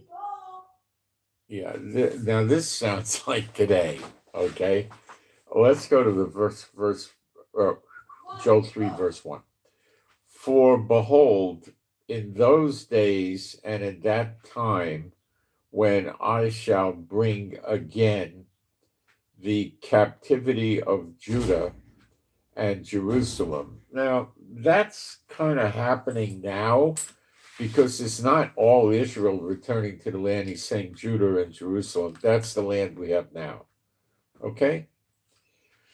I will also gather all nations, all the Goyim, heathen nations, and will bring them down into the valley of Jehoshaphat, and will plead with them there for my people and my heritage Israel. See, now this is a whole different subject, because now Israel is here, but in the first verse it's Judah and Jerusalem. So this is the Gog and Magog stuff in verse 2. It's bouncing around, okay? And will plead with them there for my people and for my heritage Israel, whom they have scattered among the nations and parted my land. Now that's a little confusing, but it's still, I believe, talking about Gog and Magog days. And they have cast lots for my people and have given a boy for a harlot. This could very well be in the distant past. And sold a girl for wine that they might drink. Yea, and what have you to do with me, O Tyre and Zidon, and the coasts of Palestine? That's Gaza. Will you render me a recompense? See, that's what they're trying to do. They're trying to kill us. That's the recompense. They can't go up to heaven. They can't build a ladder and go up to heaven. I mean, they might be dumb enough to think so. So they take it out on God by attacking his people. Will you render me a recompense? And if you recompense me swiftly and speedily, will I return your recompense upon your head, your own head. So that's what they're headed for. Because you have taken my silver and my gold and have carried into your temples my goodly treasures, pleasant things. The children also of Judah and the children of Jerusalem have you sold unto the Grecians. Well, this would be pre-1948, or has yet to happen.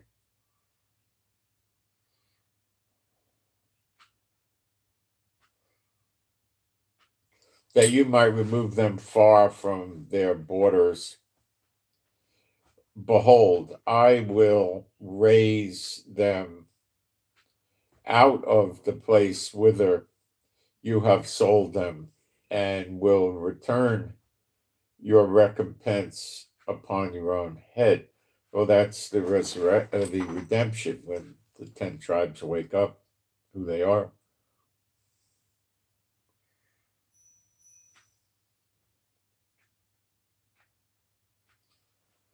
And I will sell your sons and your daughters into the hands of the children of Judah, and they shall sell them to the Sabaeans, I believe that would be in Africa, to a people far off.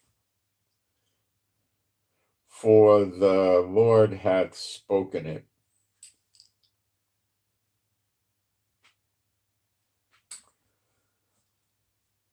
Proclaim you this among the Goyim.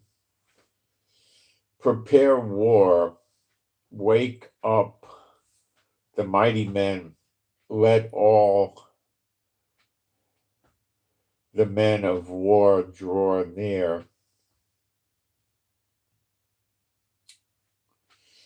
Let them come up. Beat your plows, your plowshares into swords. You see, this is Gog and Magog. At the end of Zechariah 12, they beat the swords into plowshares and the spears into pruning hooks.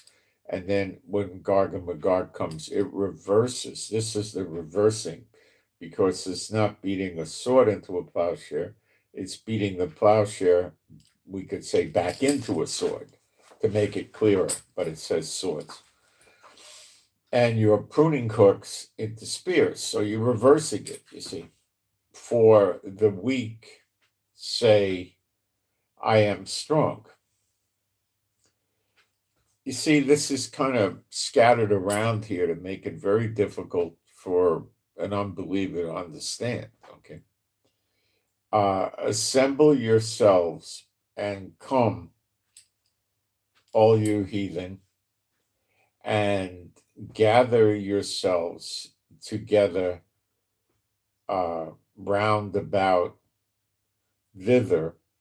Cause thy mighty ones to come, O Lord. Let the heathen be wakened and come up to the valley of Jehoshaphat, for there will I sit to judge all the heathen round about. Put you in the sickle, for the harvest is ripe. Come, get you down, for the press is full, the vats overflow for their wickedness. This is Gog and Magog days. Multitudes, multitudes in the valley of decision, for the day of the Lord is near. Gog and Magog in the valley of decision. You see, what happens in Zechariah 12 is they get burned up laying the siege all around Israel. This is a different thing here, okay? The sun and the moon shall be darkened. Now that's the end of the second 70. In the beginning of the second 70, when Yeshua is appearing in the clouds, the sun goes dark and the moon turns to blood. The moon turning to the blood only happens once ever. And it says, the sun and the moon shall be dark. And then it also says, and the stars shall withdraw their shining. Well, they fall, they don't give their light. That's clearly the end of the second 70. See, Daniel 9:24 does not say 70 weeks. It says 70. It's the second 70 given to Israel. The beginning of it is when the sun goes dark and the moon goes to blood. That's the appearing of Yeshua in the clouds. Revelation 1:7, Matthew 24:30.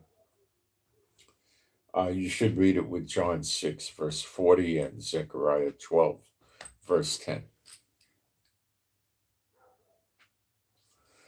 Jehovah also will roar out of Zion and utter his voice from Jerusalem, and the heavens and the earth shall shake, but Jehovah will be the hope of his people and the strength of the children of Israel. So shall you know that I am Jehovah Elohim, dwelling in Zion, my holy mountain. You see, dwelling in there is the glory of God of Israel, who's the angel Michael, that God put his name in him, put the name Jehovah in him. So when you read this, you shall know that I am Jehovah, your Elohim. The glory of God of Israel is the God of Israel.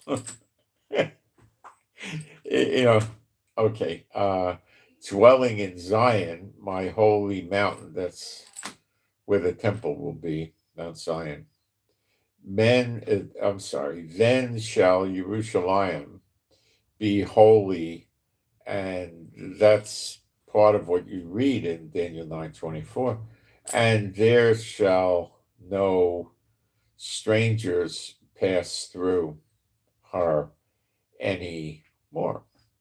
And it shall come to pass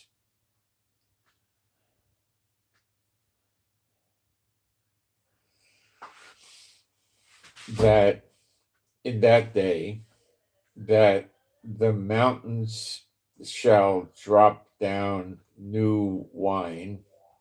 I guess the grapes would be growing on the mountains. There's no such thing as a liquid wine, vine. It's the grapes, I assume. Okay.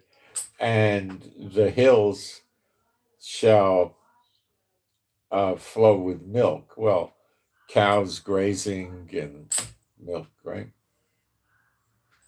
From milk comes cheese and stuff, right? Butter. I think butter, yeah. And the hills shall flow with milk, and all the rivers of Judah shall flow with waters, and a fountain shall come forth of the house of the Lord, and shall water the valleys of Shittim. That's not Chittim, that's SH, not CH, whatever. Okay. Egypt shall be a desolation, and Edom shall be a desolate wilderness. Edom is Yemen, and that's its future, a desolate wilderness like the DOB, right? Egypt shall be a desolation. That's their 40-year diaspora, I assume. A desolate wilderness for the violence against the children of Judah, because they have shed innocent blood in their land. In their land. Oh, in the land of the Israelites, I assume. Shooting the missiles and the drones, But Judah shall dwell forever, and Jerusalem from generation to generation. For I will cleanse their blood that I have not cleansed. For Jehovah dwell in Zion. That's glory of God of Israel lives here in the temple, the next temple. But I will cleanse their blood which I have not dwelt. So now tell me we need the red heifer. I want to laugh. You don't need the red heifer. It goes back to Moses' law. You don't need that. We're not going to have a Urim and a Thummim. different things.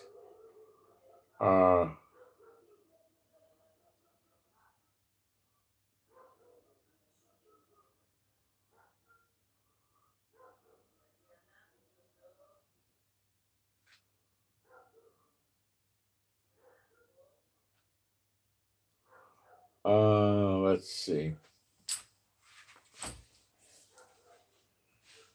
Got a message here from, let me read it.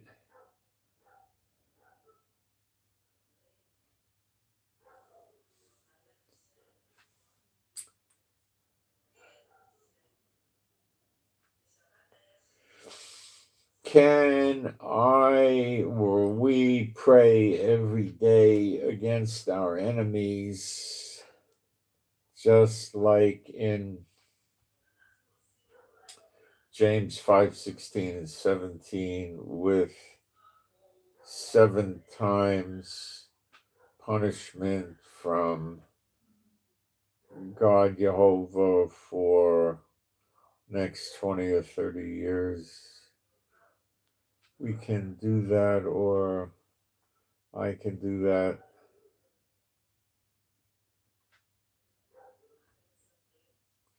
Well, you I prefer to not dish out the punishment when I pray. Sometimes I do, but I do it differently. I say, Lord, they're trying to curse us, curse me.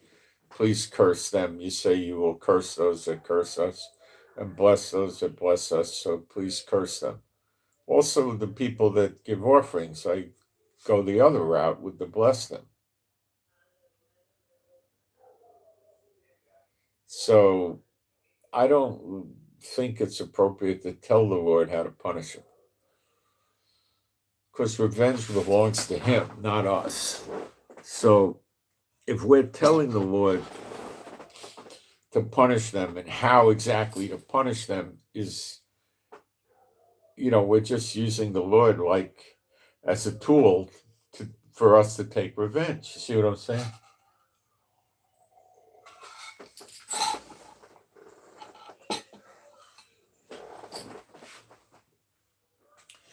If they want to define their own punishment, that's okay. Now, how do you? Well, they show my heavenly Father they're doing this, that, or the other thing to me or to us, or doing witchcraft in the live stream. I pray they reap what they sow. I pray what they wish to happen to others, other true believers, would happen to them. That this is the kind of thing you can do. Submit it to the Lord. Let Him do it. Don't dish it out. Now, when it comes to unclean spirits, I'll tell them to go to the place, go out of this one, and then go to the place where unclean spirits go, where they're kicked out of somebody, and stay there for 10 years. So that's because it's an unclean spirit. That's a different thing. Do you have dominion over them? Yes. Are they obedient to you in Yeshua's name? Yes, as per Luke 10. Are the people obedient to you in Yeshua's name? You tell them to do something. You see somebody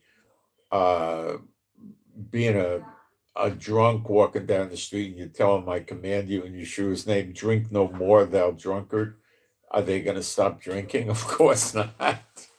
Okay, so there's a difference when you go after unclean spirits and you go after people. Unclean spirits you can go after.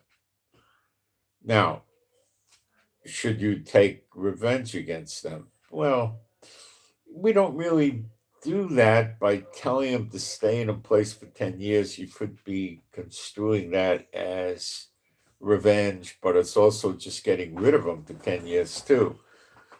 But I don't think the Lord really gets on us for that. Maybe he won't do it, but he's not going to get on us. If you start telling the unclean spirits to do things, then you're in witchcraft. Like, come out of this person and shake that tree so people know it really happened. No. What about telling them, come out of that person and don't disguise your appearance or make yourself invisible when you come out? Well, that is, you're not doing witchcraft, you're establishing your credibility, but you're also going to change the scheme of things. And it all has its place in timing. Okay? So maybe the Lord doesn't think that's the right time for this right now. See, if you went around and went to the people serving the unclean spirits and said, okay, you shall not be able to walk or move for 24 hours. You have to remain in this fixed position. You know, you did, let's say things like that, where people didn't really get killed, but you know, you would start seeing these idiots go through conversions. They don't have faith. They would probably drop their belief in Satan and switch over to Jehovah, but it would be short lived, and then they would just fall away again. So it's like the same junk all over again with, you know, Israel falling away time after time, the angels getting thrown out of heaven, you know. And the ones that have fallen away and really have always been fallen away will make fun of that. They don't know any better. Let the wicked be wicked and the righteous righteous.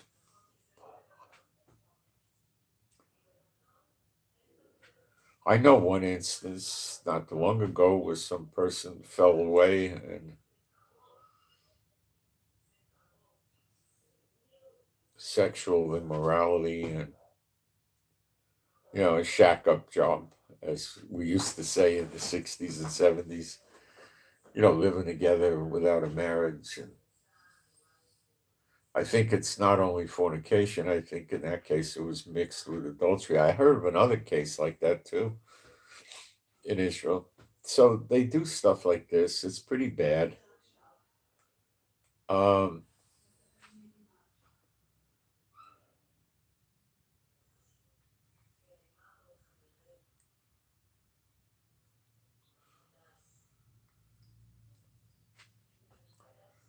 they're not nice. And I know the Lord's disappointed when that happens. He gets angry at them too. He chastens them and chastens them for a while, and then the chastening stops because they've pulled away so far. That's it.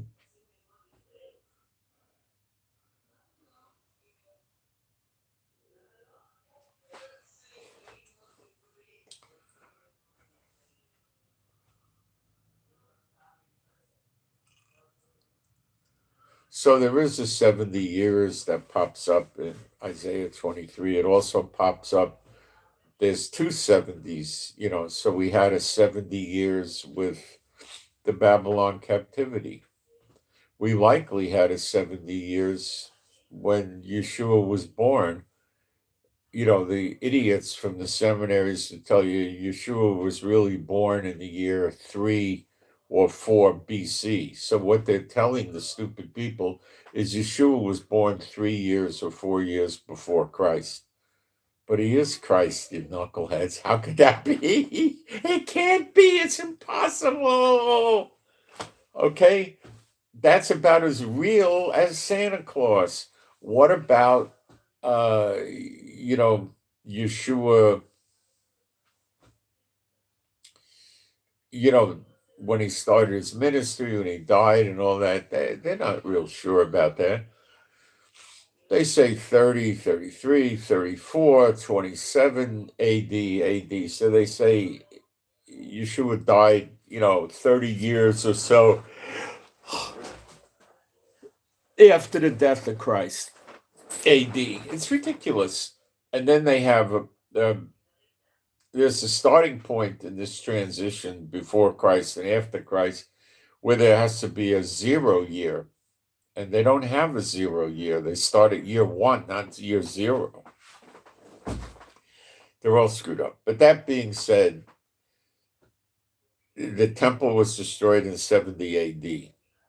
So maybe that meant 70 years after Yeshua appeared, and his appearing as a baby would do it. Why? Because the Chucham, the wise men, went to visit him and bring gifts, gold, frankincense. There was signs in the sky for them to follow and all this stuff. And then Herod started killing the babies and, all this stuff going on, right? It started. And 70 AD it ended.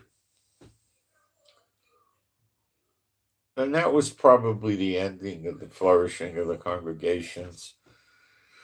A lot of the people would have scattered out of Israel then. A lot of the people that were believers probably passed away.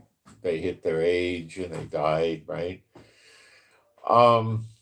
And they scattered, and the apostles met their deaths, and there wasn't going on anymore for 2,000 years. And now we're in recompenses, which started in, when I was told about it, was August 10, 2023. So we got into recompenses, and the nations are basically getting it now. And it culminates in the day of vengeance, not the great day of the Lord. The great day of the Lord is Gog and Magog. The day of vengeance is different. That's coming very, very soon. And it's referred to as that day in like Zechariah 12 and stuff. So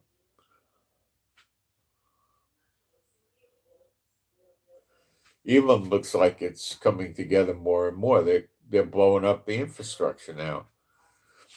The oil, the airports, food's going to start running tight in Iran.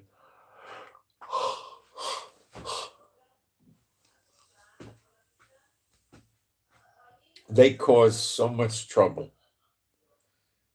Hamas, Hezbollah, Houthis, Syria was their puppet, Iraq a puppet, the Iranian-backed militias a puppet. They're crazy people.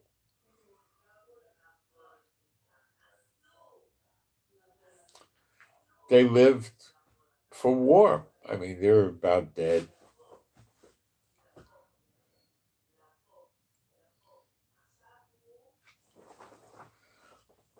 They're not, what are they doing? They're just continuing to fight. How are they going to win?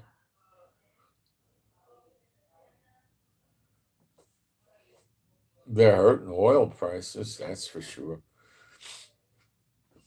Gold is running at 5,150 or 80. It's in the 5,100 range. And the silver's running 83, 84, $85 in that area, mostly.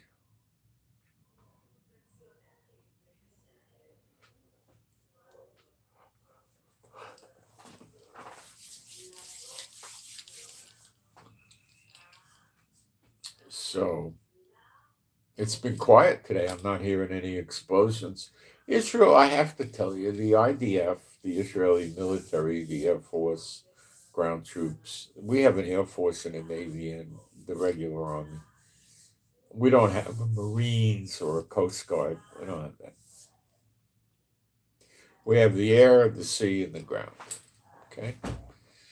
They're doing an excellent job. I mean, excellent. Like on a 10 scale, 10 being the best, 9.3 or something like that. Super duper job. Fantastic work. Can the Americans fight well too? Yeah, they're doing a really good job with the Air Force. See, when you're dealing with the Air Force, these are dedicated pilots. These are not kids that wanted to get out of the ghetto and, joined the military and became pilots. And, these kids become like cooks.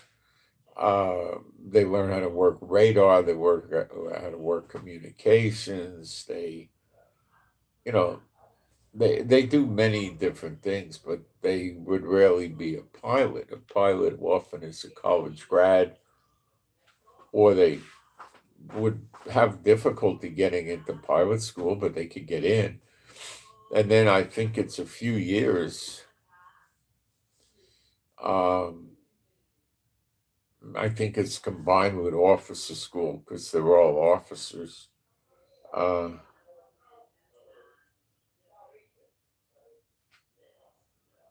I mean, you got Navy pilots, you got Army pilots, you got Air Force pilots, Coast Guard has pilots, Marines have pilots. They all got pilots.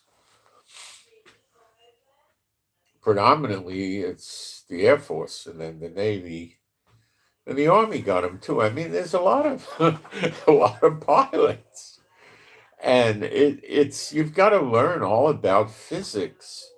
You know, you can't just say, well, under the wing it's flat and the top of the wing is curved, so it takes the air more time to cover the curved surface, so you get what's called lift, and it pushes the wings up and the plane goes out. I mean, yeah, you can grasp that concept and build a model airplane and fly it with a rubber band motor and you'll figure it out. But flying a four engine jet or something like that, guys, you got to have your head screwed on straight. These people want to be pilots. They sacrifice a lot to be pilots. They really want it. They'll drop bombs on whoever tells them to drop a bomb on the enemy. They don't, this is not your average American military person. Look what they did to the aircraft carrier Gerald Ford, breaking the toilets because they didn't want to come to the war zone. Okay? This is different. These Air Force pilots are highly motivated people.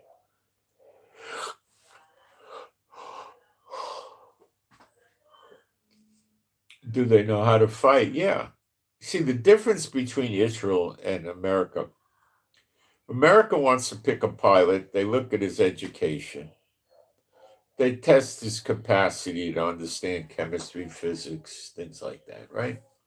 Meteorology, you got to know about your weather. I mean, a pilot is not a moron. A pilot's a pretty smart person. They're not, rocket scientists, they're not surgeons, but they're pretty darn smart people. A lot of them, if they wanted to, could probably be surgeons. Okay. Um, they got to have the vision, the ability to be turned upside down and thrown in the water and correct where they are, and they don't get orientated. They can take, what is it, 3.5 G forces or maybe 6 or 7. There's a point where the person could take only so much G forces and then they pass out. So they have to be able to go to that limit. And a lot of it is physical with America. What are they looking for in Israel with a pilot? Now, the pilot's got to have hearing and orientation and vision and coordinate all of that. But they're looking for the guy or the woman that can multitask, can handle 3 or 4 things at the same time without freaking out. Just sit there and look at everything happening and say, okay, I got to do this first, then that, and then, just take control. That's how we pick special forces. Multitasking, not getting fearful. I mean, look, our special forces guys probably run 3, 4 miles, probably they take 2, 3, 4 mile runs every day. They're not interested in them being able to walk 30 miles with a 60-pound back. What good? I mean, if it gets down to that, things are very, very bad on the war front, okay? They're not looking too much about that. They want multitasking. They want somebody that's a cool cucumber not going to freak out,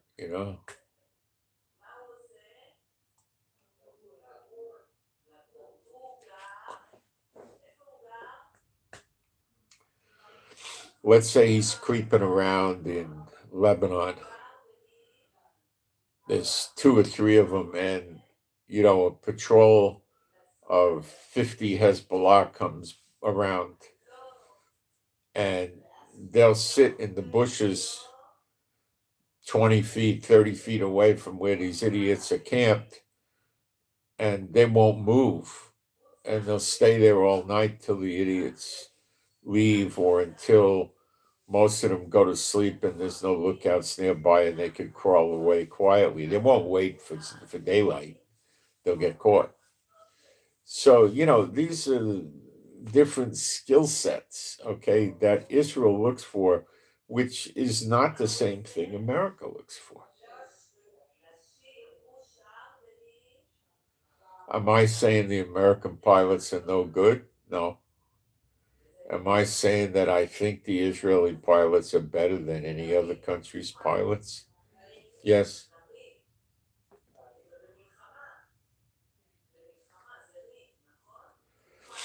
Look how many planes we lost in this war and the June war with Iran. Let's see, let's count them up. 0. Each time, 0. These guys know what they're doing. Now, do Israeli pilots know how to get in a dogfight? I guarantee you they're superb at dogfights. They just don't have opportunity to use it, but they're well trained and versed in it. They know very well what to do. Oh, yeah. Oh, yeah. You don't have to worry about them.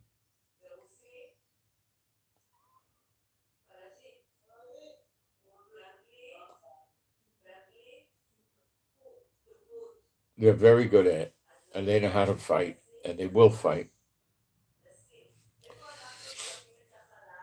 And we got all kinds of pilots. In Israel, you have pilots that fly, a transportation plane, a cargo plane, for instance, right? That's not the same as an F-15 or an F-35 pilot. You got people that are flying passenger planes for the military that carry soldiers. And you got people that are flying little single engine planes that are used for surveillance, observation, right?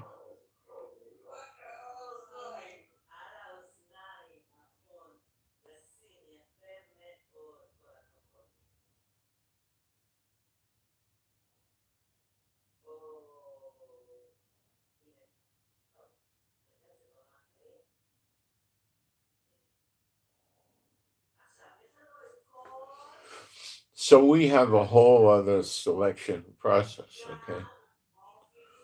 And like Hegseth was saying, it was a pleasure to work with us because we're dedicated and well trained, and we get the job done. Now, I think the American Air Force does too. Yeah, I think they can get the job done. I think when you get into the Navy and the Army, you're in a whole other league. The Marines, the Coast Guard, the Navy, that's a whole different ballgame. I don't think the officers in the Navy are bad military at all, but the regular military people in the Navy, the Army, and Marines, a lot of them are in the military for the wrong reasons, and they'll defect. They're not there with any dedication to anything.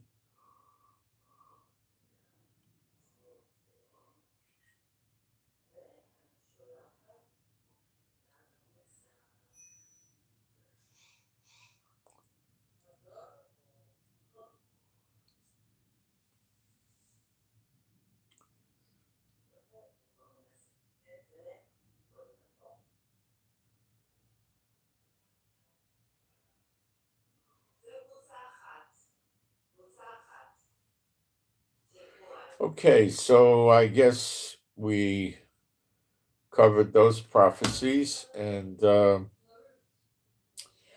we'll keep watching. Let's see what's going on in the live stream. If I got questions.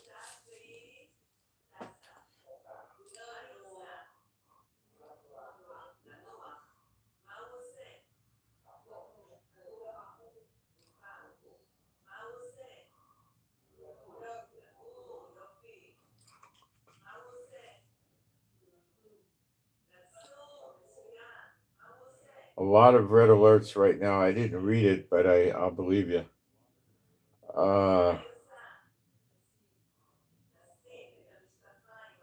Am I safe where I am? Oh, I believe I am safe. I said I.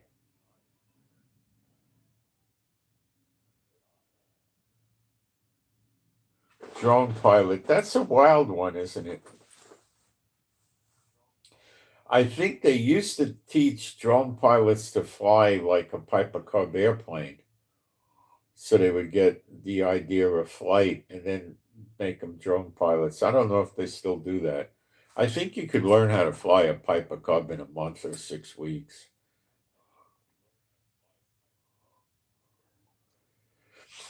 That is what the recent leadership purge was all about for our U.S. military. Yeah.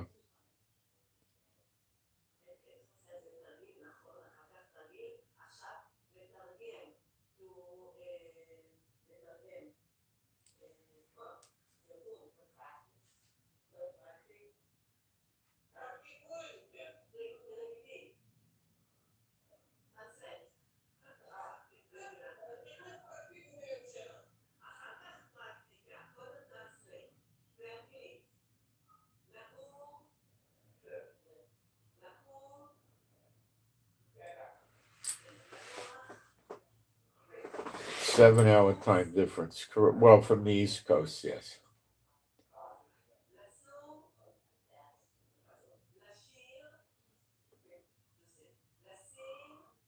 All right, I'll do a prayer for us, and we'll. My Heavenly Father Jehovah, I pray for me and my wife and all the true believers and their households. I pray that we would all have your strength and stamina and endurance, and we would have your healing and recuperative power, that we wouldn't be sick, ill, or hurt, and your recuperative and healing power would flow through us and heal what needs to be healed. I pray that us and our animals and pets would be safe, secure, happy, healthy, and whole. I pray we would all have adequate finances and then some. I pray if we need to find jobs, we find them good jobs, adequate jobs, the appropriate jobs. And if we need clients and customers for our business, we find those too.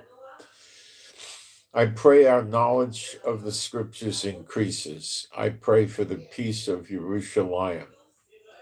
And I pray to do better videos. And I submit this to you, my Heavenly Father, Jehovah, B'Shem, Yeshua, HaMashiach, and you believers can agree with it. In the name of Yeshua, HaMashiach. And I, my Heavenly Father, Jehovah, B'Shem, Yeshua, HaMashiach, I loose from all of us, me and my wife and all the true believers in their households, any witchcraft or spells directed or targeting any of us, or our animals and pets, or anything we own, possess, or control and set a hand to. All such things are lifted off us, never to return, and have no effect anymore. B'Shem Yeshua HaMashiach. I pray that your peace, calm, joy, and rest be on me and my wife and all the true believers in their households. B'Shem Yeshua HaMashiach.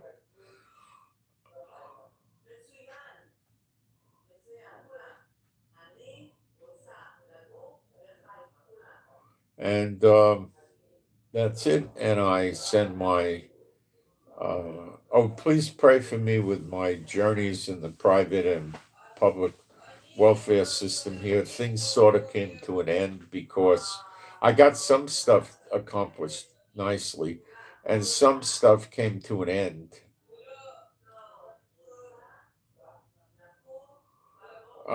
Because the war, people aren't doing stuff work-wise right now.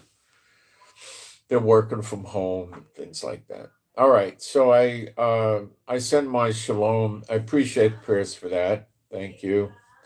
And I've got to make my 3 months rent at the end of this month. They make me pay rent every 3 months, so you got to pay it at one time, and that's an annoying thing. So I appreciate those of you sending offerings. And I looked into something. A guy was selling something where you could create a loop of your live stream using his service for 24 hours continuously. And I thought about it, and I see absolutely no reason why I would do anything like that. It was just interesting. Someone helped me analyze it too. That was nice. It just is no value to me. I don't know what the point of that is. So we're on a lot of different social medias now. It's making a little difference. It'll probably grow over time. So anyway, I send my shalom to all those who love Yeshua HaMashiach. And I'm out. Thanks, guys. I hope you got something out of this.